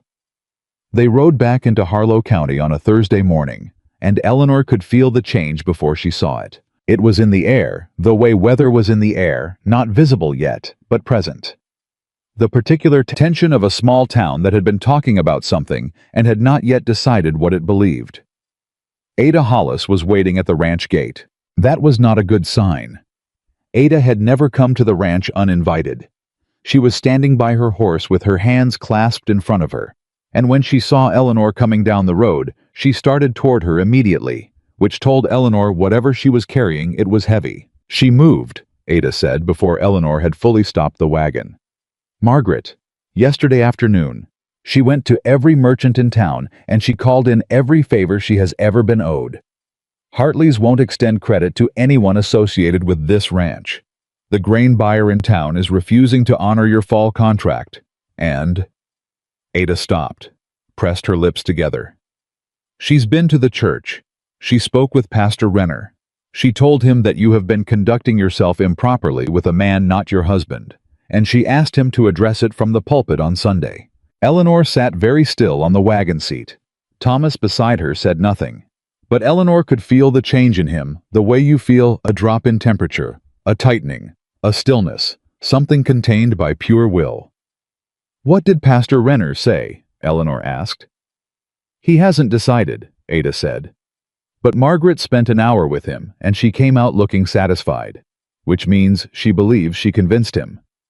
Eleanor climbed down from the wagon. "Ada," she said, "thank you for coming. What are you going to do?" "Finish unpacking," Eleanor said. "And then I'm going to talk to Pastor Renner myself." Ada blinked. "Tonight. Right now." Ada looked at her with the expression of a woman who admired someone greatly and was also mildly terrified for them. "I'll come with you." "No." Eleanor straightened her coat. "This one I do alone." She walked into town. Knott Road walked deliberately the 8 miles into Harlow because she needed to move, and she needed to think, and she needed to arrive with her head clear and her feet on solid ground. She had walked this road her whole life. Every rock in it was familiar. She arrived at the parsonage and knocked. Pastor Renner was a lean man of 55 who had always struck Eleanor as fundamentally decent, but unfortunately susceptible to whoever the most recent powerful person to speak to him had been. He looked surprised to see her, which meant he hadn't expected her to come, which meant Margaret had told him she wouldn't. Margaret had underestimated her again. "Miss Whitaker," he said. I'd like to talk to you, Pastor," she said. "If you have a few minutes." He let her in. She sat across from him in his study, and she laid it out plainly, the way she laid out everything. No drama, no tears, no performance. She told him about Thomas's work on the barn. She told him about the separate sleeping arrangements. She told him about Gideon Cross and the circuit judge. She told him about the signed statement from Aldous Price. Then she said, "Pastor, I have spent 36 years in this county, living as honestly as I know how to live. I have never asked this community for charity. I have never defaulted on a debt. I have never spoken ill of a neighbor without cause. And I am asking you now to weigh those 36 years against 1 hour of Margaret Caldwell telling you what she needs you to believe." Renner was quiet. "She is a significant contributor to this parish," he said finally. "I know." Eleanor looked at him steadily. "And I am asking you to decide what a parish is for." He was quiet for a long time. "I have not decided what I will say on Sunday," he said. I told her the same. "I know. She came out of here looking satisfied anyway." Eleanor stood. "I'm not asking you to speak for me, Pastor. I'm asking you not to speak against me, that's all." She walked back out. She walked the 8 miles home in the last of the afternoon light, and she didn't think about whether it had worked, because she had done what she could, and the rest was not in her hands. Thomas was at the gate when she came back up the road. He had been waiting. She could see it in the way he was standing, not working, not moving, just standing at the gate in the October cold, with his jacket collar up and his eyes on the road in the direction of town. When he saw her coming, he stood up straight, and something in his face unlocked. "How did it go?" he asked. "Don't know yet," she said. "Are you all right?" "I'm tired," she said. "And I'm hungry, and I want to sit down." "Good," he said. "Because supper's been ready for an hour and a half. She stopped. She looked at him. He had cooked supper. Not a complicated supper. She could smell from here that it was beans and cornbread, the simplest things, the things any person could put together. But he had done it while she was gone, while he was waiting, because he had known she would come back tired, and he had wanted there to be something ready. She did not say anything about it. She walked past him toward the house and said, "5 minutes, I need to wash my hands." "Take your time," he said. She stood at the wash basin and put her face in her wet hands and breathed. Then she dried off and went and sat at the kitchen table and ate supper with Thomas Reed in the comfortable quiet that had become the shape of their evenings. And for a little while, she allowed herself not to think about Margaret Caldwell or the circuit judge or Sunday's sermon or any of it. Just supper. Just this. Just enough. The first real crack in Margaret Caldwell's foundation appeared the following morning and came from a direction nobody expected. It came from George Hartley, Jim Hartley's older brother, who had retired from the family feed store 3 years ago and lived quietly on the edge of town with his wife Mabel, and a dozen chickens showed up at Eleanor's ranch just after breakfast. He was a big, slow-moving man who had always given Eleanor the impression of a person who made decisions very deliberately and then stuck to them absolutely. He got down from his horse. He took his hat off. "Miss Whitaker," he said, "my brother told me yesterday that he'd cut off your credit at the store, and I want you to know, I told him that was a damn fool thing to do, and I'm not proud of the Hartley name being used that way." Eleanor stood in her yard and looked at him. "Mr. Hartley, I had a note with Margaret Caldwell's company," he said, "from 1881. Small one for some equipment. I paid it off in full the following year. Or I thought I did." He reached into his coat and produced a paper. "Last month she sent me a notice saying I still owed $12 on the interest, which is not what the agreement said. I let it go because $12 wasn't worth a fight. But after I heard what you've done..." He held the paper out to her. "I kept the original note. The interest terms are written clear as anything. I don't owe her $12. She made up $12. Eleanor took the paper. $12. Margaret Caldwell had manufactured a $12 debt for a man who didn't owe it, which meant she was doing it not only for the big prizes, the farms, the land, the foreclosures, but reflexively, habitually to everyone in every amount, because it had worked so many times that she had stopped thinking of it as theft and started thinking of it as just how business was done. "Mr. Hartley," Eleanor said, "would you be willing to bring that original note and her recent letter to the circuit court hearing?" "I came here to ask how," he said. By Saturday evening, Gideon Cross had been informed of 6 additional families with documentation of similar discrepancies. None of them were farmers facing foreclosure. They were a blacksmith, a school teacher, a retired postmaster, a widow who ran a small boarding house, and George Hartley. They were the ordinary texture of a county town, the people Margaret Caldwell had been quietly skimming from for years, beneath the level that anyone would bother to fight. And none of them knew the others existed until Eleanor's letter to the Gazette made it safe enough to say it out loud. Thomas laid out all 6 new sets of documents on the kitchen table. Saturday night, and he and Eleanor sorted them by type by date, by the specific mechanism of fraud involved, and he passed them to her in order, and she organized them, and neither of them talked much because the work was the conversation. When they finished, it was late. The lamp was burning low. Thomas sat back and looked at the organized piles. "She's been doing this for 30 years, he said. "At least," Eleanor said. "How does a person do something like this for 30 years and sleep at night?" "I think," Eleanor considered, "I think you tell yourself a story, that everyone does it, that these people couldn't have survived anyway, that the land or the money is going to a better use in your hands." She looked at the documents. "And the longer you tell the story, the more you believe it. And by the time anyone challenges you, you've completely forgotten that it ever was a story." Thomas looked at her. "You've thought about this," he said. "I've had a long time to think about why people decide some lives matter less than others," Eleanor said simply. "It's a thing you study when you're on the receiving end of it your whole life." The kitchen was very quiet. Thomas put his hand on the table. Not on her hand, just on the table 6 inches from hers, which was the most careful thing she had ever seen a person do, and somehow the most significant. "You matter," he said. "For what it's worth. From me." She looked at his hand on the table. She looked at her own. The 6 inches between them felt enormous, and also somehow already closed. "I know," she said. And then, before she could think better of it, "I think that might be why this has been so hard." He looked at her. "Because it's easier," she said slowly, like she was finding the words as she went, "to fight for something when you've already made peace with losing it. I'd made peace with this ranch. I'd made peace with being alone. And then you walked through the gate and started—" She stopped. "Making it harder to make peace with things." Thomas was very still. "Eleanor," he said. "Don't." She pulled her hand into her lap. "Not tonight. Tonight I need to be able to think clearly." He nodded, slowly. "All right. But—" She stopped again, made herself continue. "Don't think I haven't noticed." He held her gaze for a moment. "I haven't been subtle," he said quietly. "No," she agreed. "You haven't." They stayed like that for a moment longer than was strictly comfortable, and significantly shorter than either of them wanted. Then Eleanor stood and gathered the documents into their organized piles and said, "Circuit judge arrives in 3 days. I need to sleep."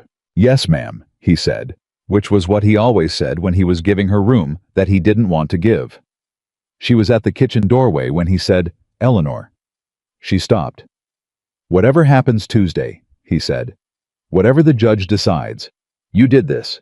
You found the documents and wrote the letters and went to Billings and brought the families together. That's yours.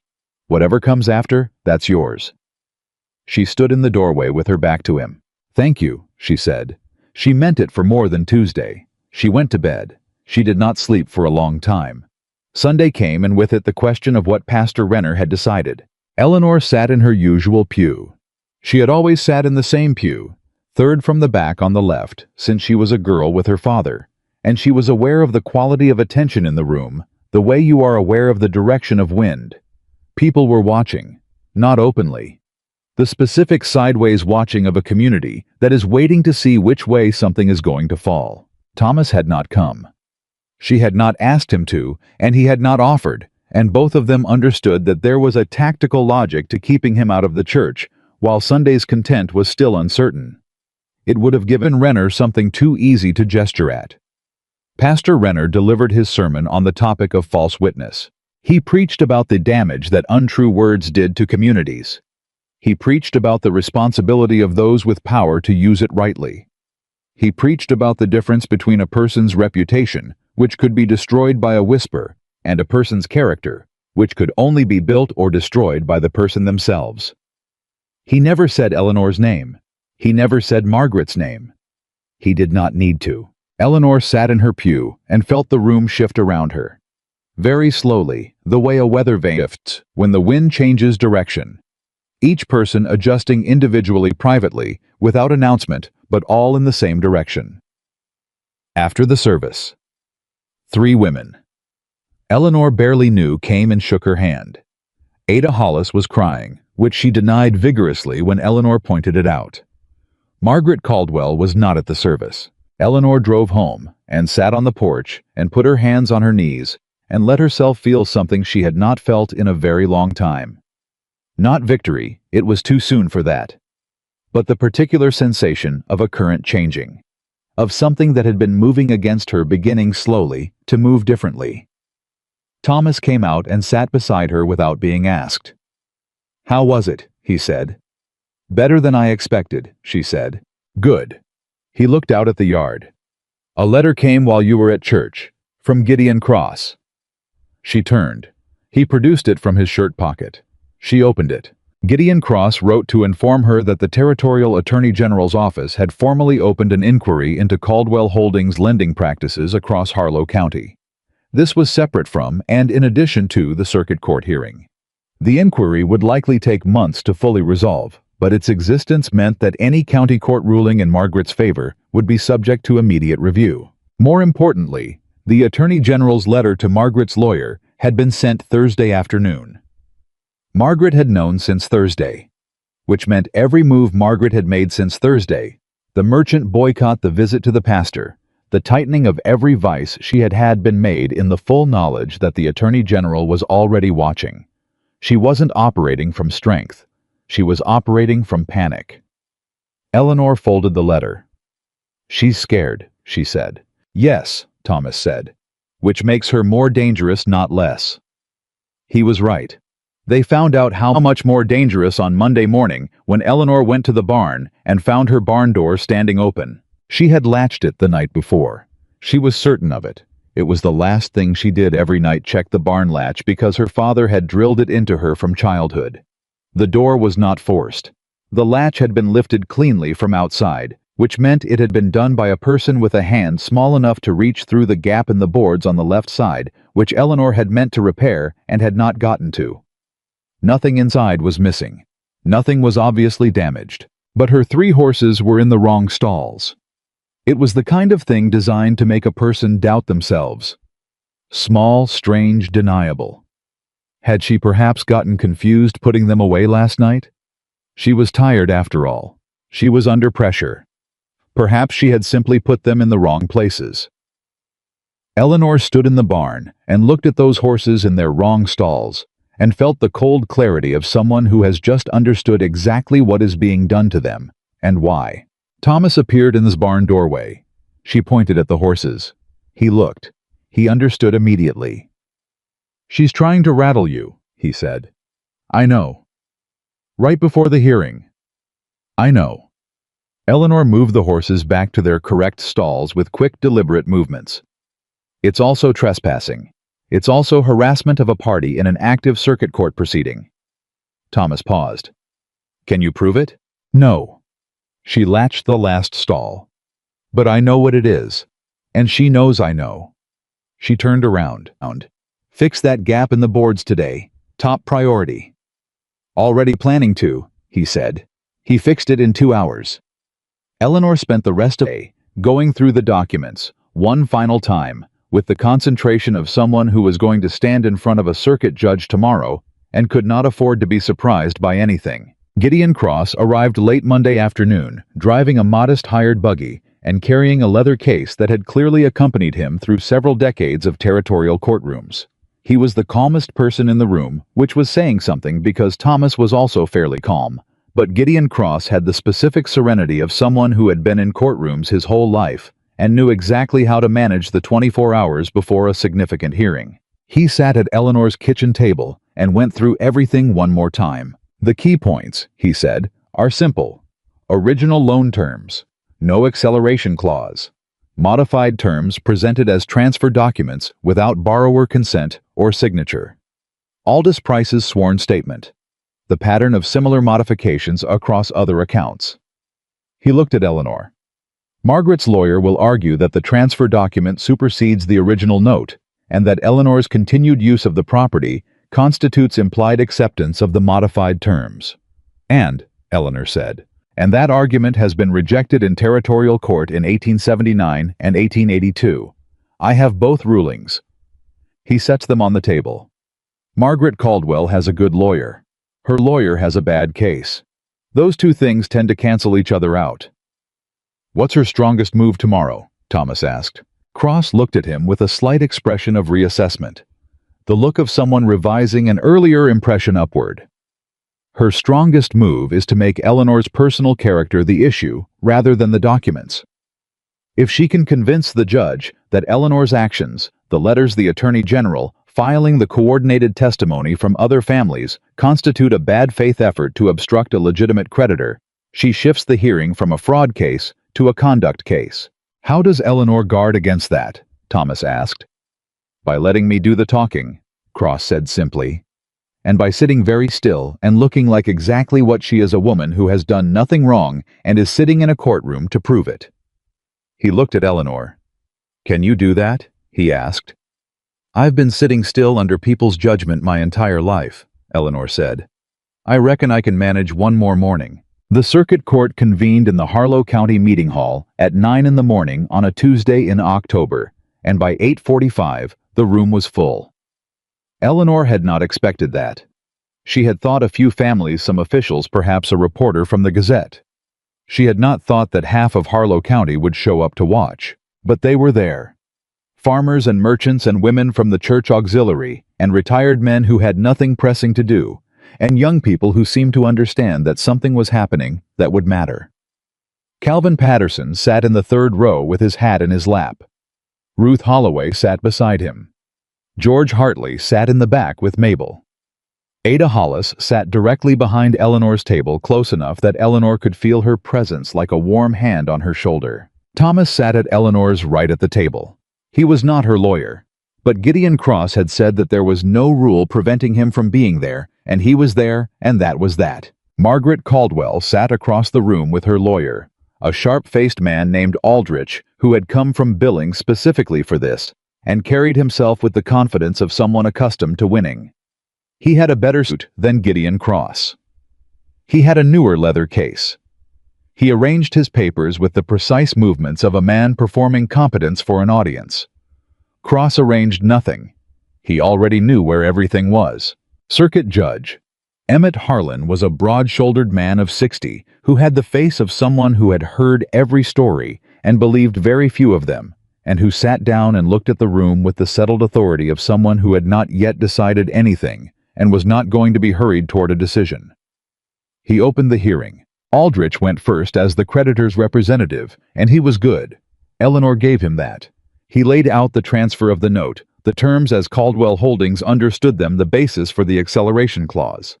He spoke with measured confidence, and he did not overreach, which told her he was experienced enough to know that overreaching in front of a circuit judge was the fastest way to lose.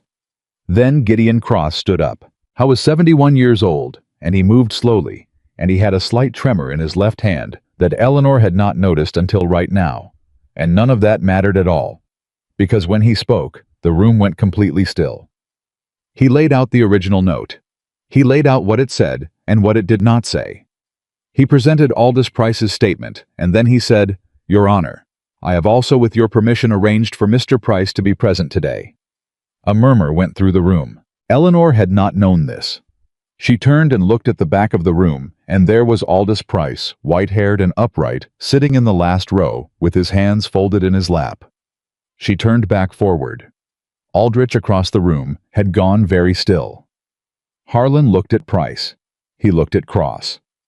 "You're calling him?"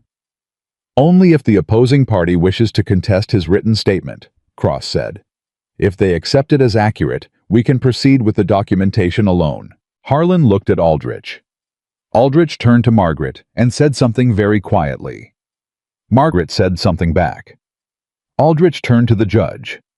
"The creditor does not contest the substance of Mr. Price's statement." The room understood what that meant before the judge said anything. You could feel it, the particular quality of air that exists in the moment when a very long-running story arrives at its turn. Harlan nodded. He looked at the documents Cross had laid out. He read. He was not a man who rushed, and Eleanor sat very still and let him read, because she had learned somewhere in these last weeks that the hardest part of being brave was the waiting that came after. Harlan looked up. "The acceleration clause in the transfer documentation," he said in the specific tone of a circuit judge who has reached a conclusion, "does not appear in the original loan agreement signed by the borrower. The creditor has presented no evidence of borrower consent to the modified terms. The original terms of the note therefore remain operative." He paused. "The demand for immediate full payment has no legal basis under those original terms. The foreclosure proceeding is suspended." Eleanor heard the room breathe. She heard Calvin Patterson make a sound behind her that was not quite a word. She heard Ruth Holloway's chair scrape as the older woman leaned forward. She sat very still. Harlan continued. "Given the additional documentation presented regarding accounts held by other parties in this county, I am referring this matter to the Territorial Attorney General's office for full inquiry. Caldwell Holdings is ordered to produce all original loan documentation for any note currently held from any borrower in Harlow County within 30 days. He looked at Margaret directly. "This court takes a very dim view of any evidence that original borrower agreements have been systematically modified without consent." Margaret Caldwell said nothing. Her face was a controlled and perfect mask, and behind the mask, Eleanor could see, because she had been looking at that face for 30 years and had learned to read what was underneath it, something that might in another person have been the beginning of fear. Aldrich was already gathering his papers. Harlan closed the hearing. And then the room began to move, and it moved toward Eleanor. Calvin Patterson was first. He put his hand out and she shook it, and he couldn't quite speak, so he just nodded, and she nodded back, and that was enough. Ruth Holloway hugged her, which Eleanor had not expected, and it was the kind of hug that came from a small, fierce woman who had spent 3 years with documents under her bed, and had just been told they were worth something after all. George Hartley shook her hand and said, $12, and they both understood every single thing that meant. Ada Hollis was crying again and again denied it. Gideon Cross said, well done, which from him was considerable, and Thomas was standing slightly to the side of all of it, not in the middle, not demanding anything, just present, watching her.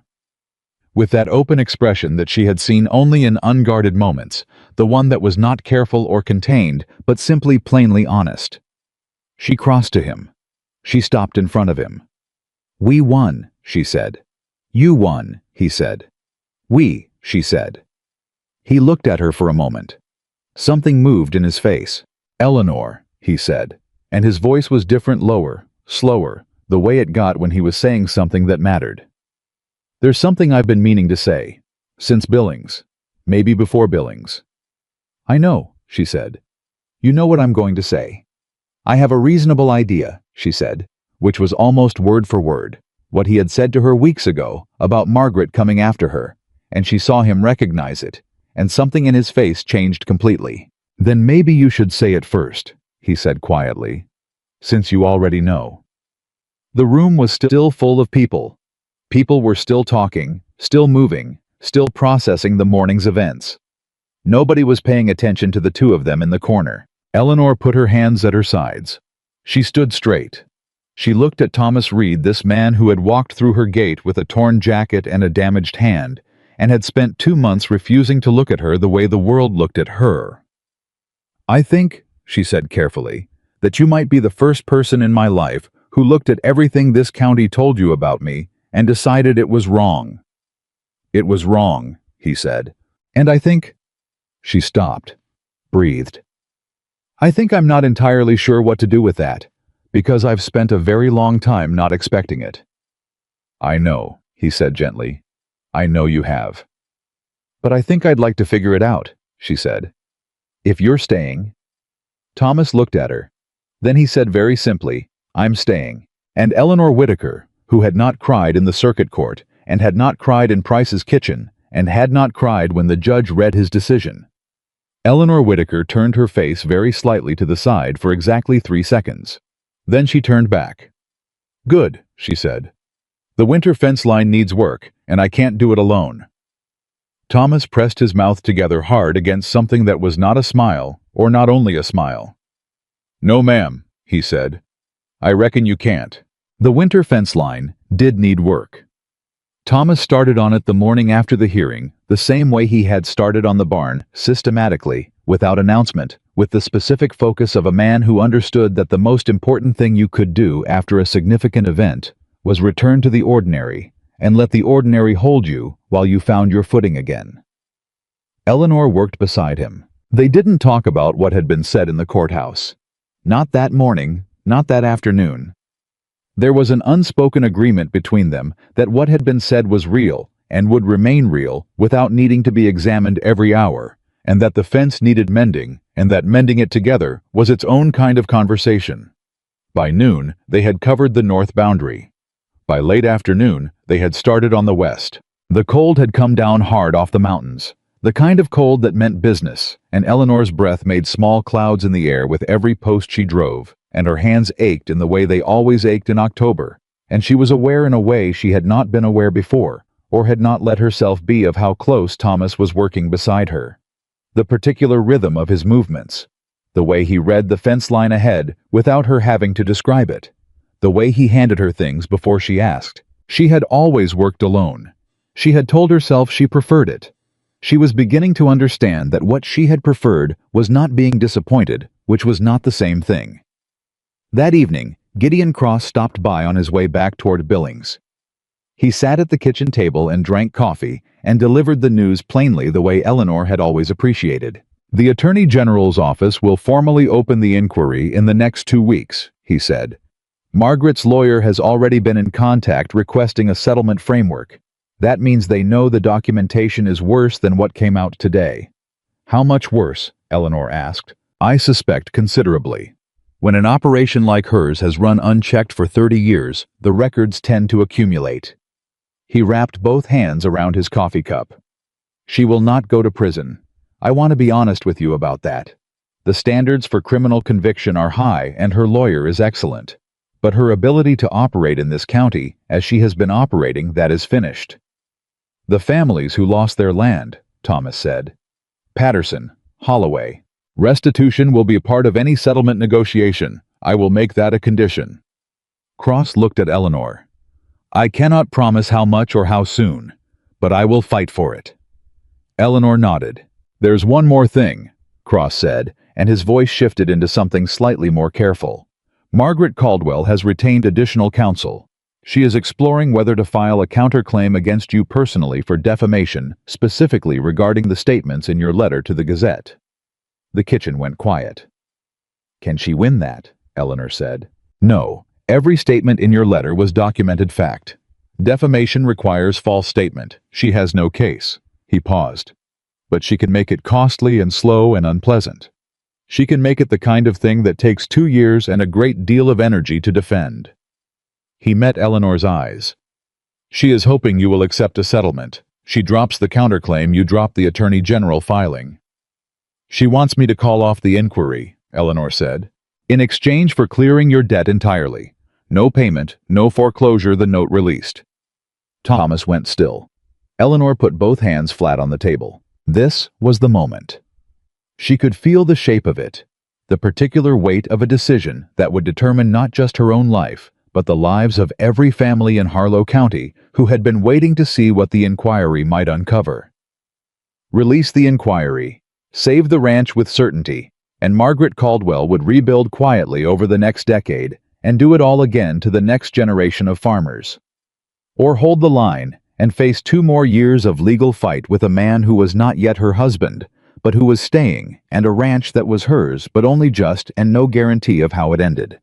She looked at Thomas.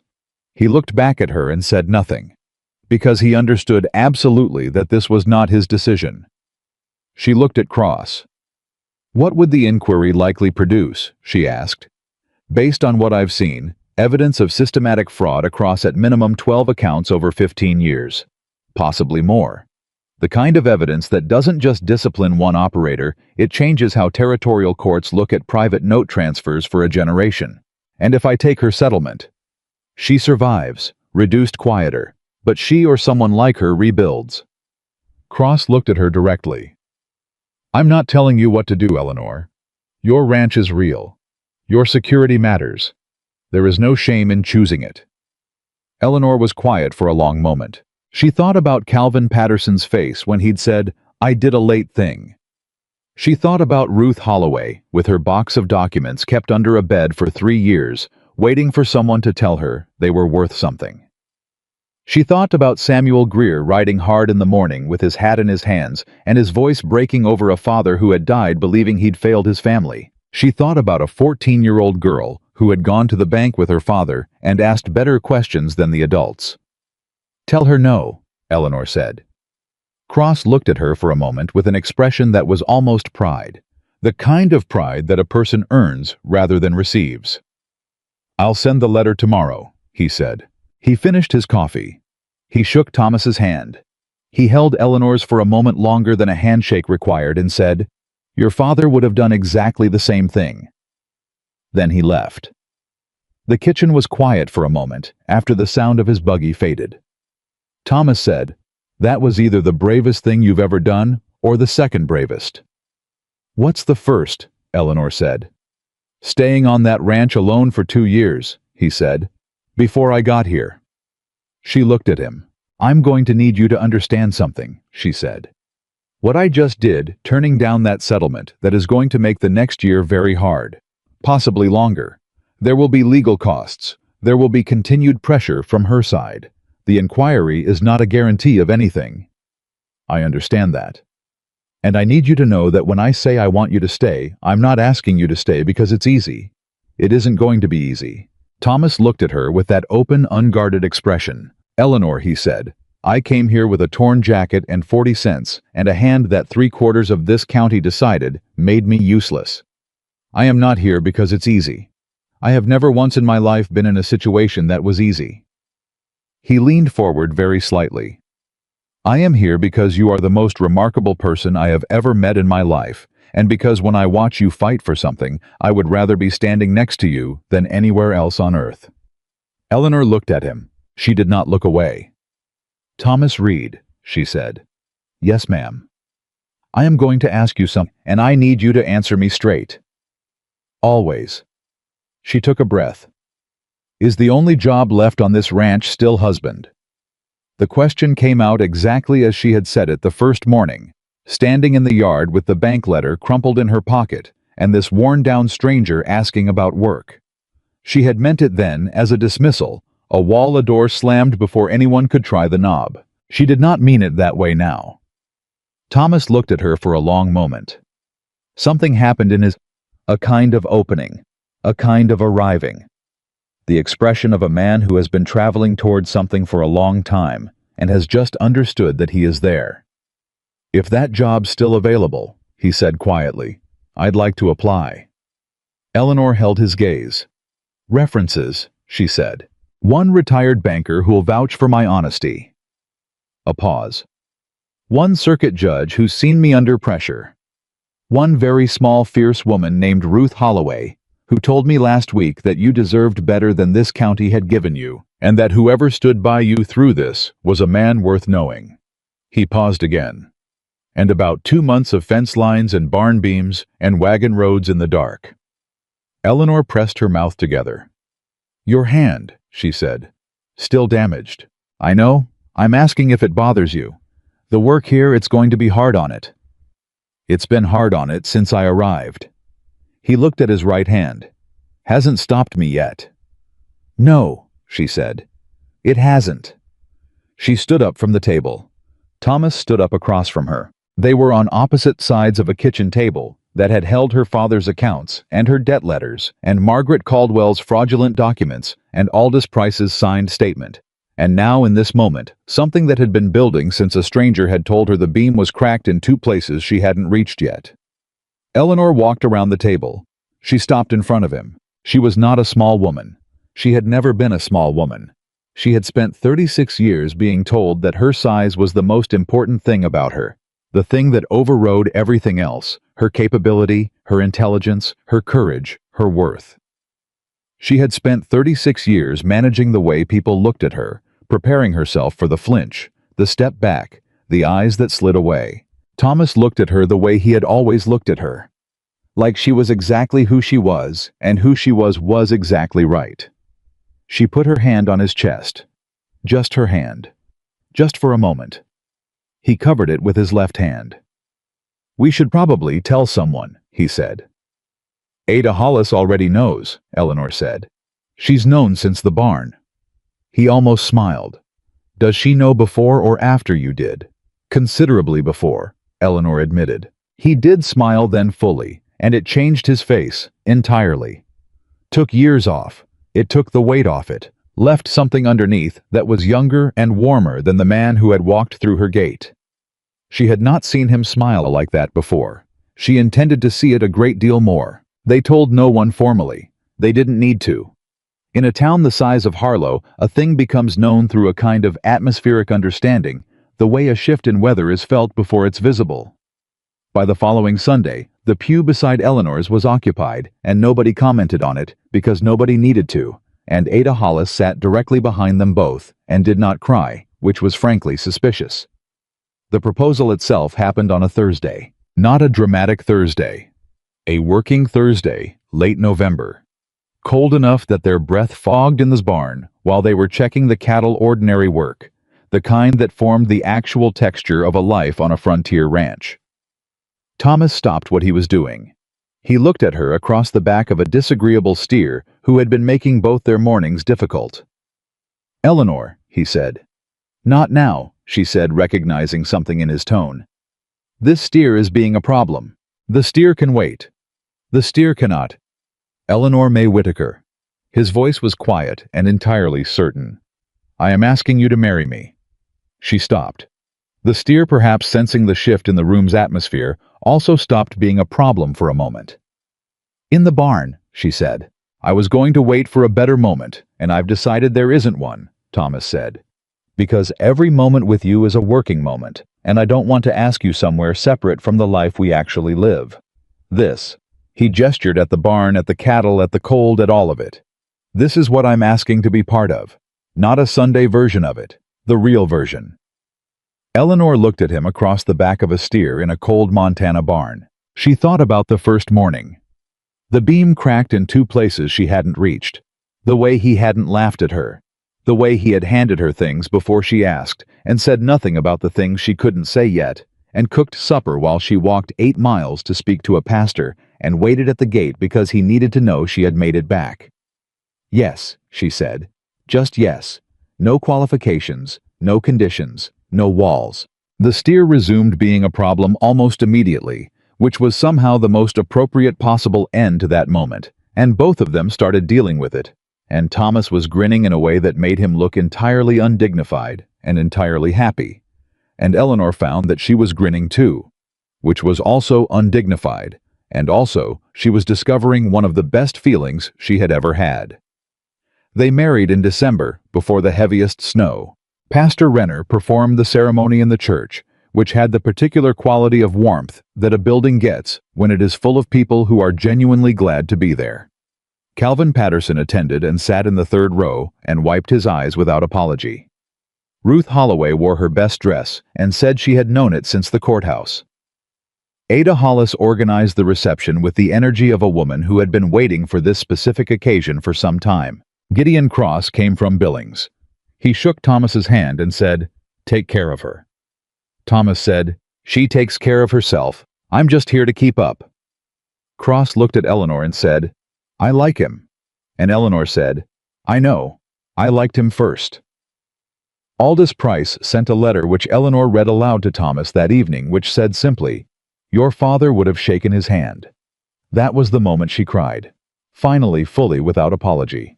Thomas let her. He did not try to stop it, or manage it, or offer her an easier version of the feeling. He sat beside her and put his arm around her and let her feel what she felt for as long as she needed to feel it. Which was also so she understood what love was. Not the rescue version of it.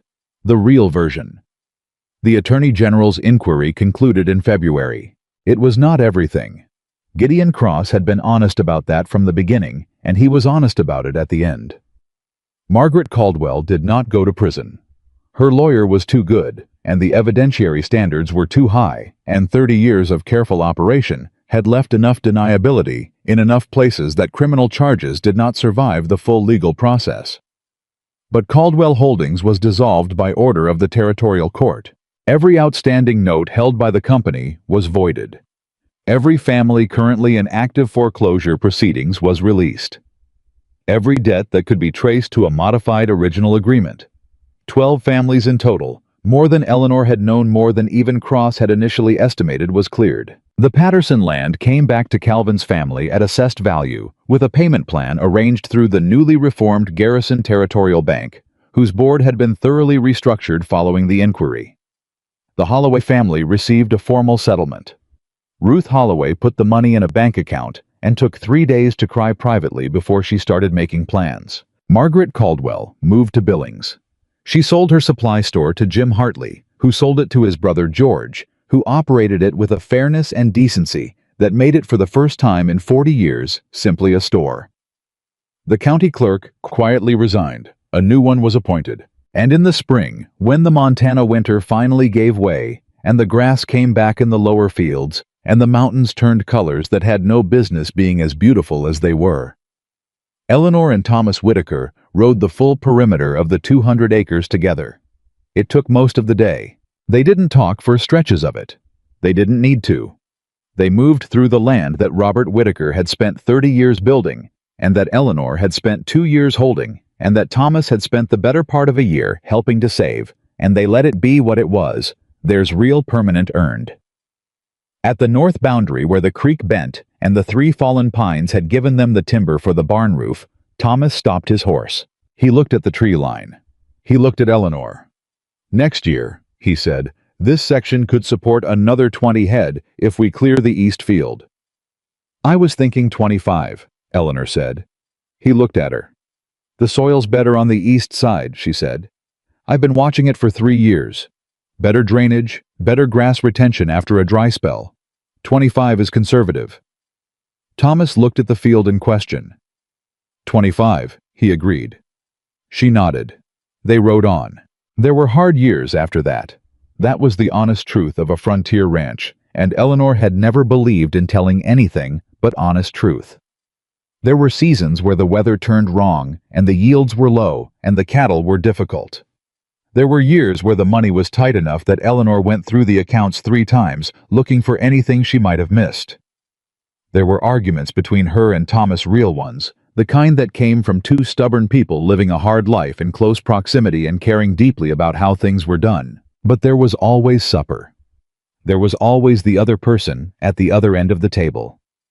There was always the particular comfort of being known completely by another human being, not the version of yourself you showed the world, but the actual version, the complicated and imperfect and sometimes frightened version, and being chosen anyway. In the summer of 1890, the Whitaker Ranch was selected by the Montana Agricultural Association as one of the 10 most productive operations in the territory.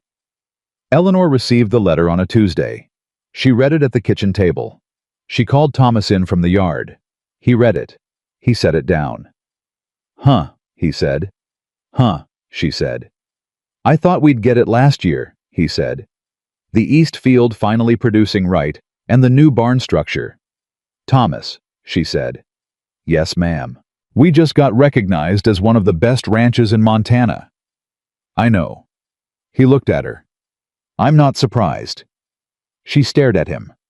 He picked up the letter and read it again with a small private expression that she knew very well by now, the one that meant he was genuinely deeply pleased about something and was choosing to underplay it because he thought that was funnier than reacting the way anyone else would react.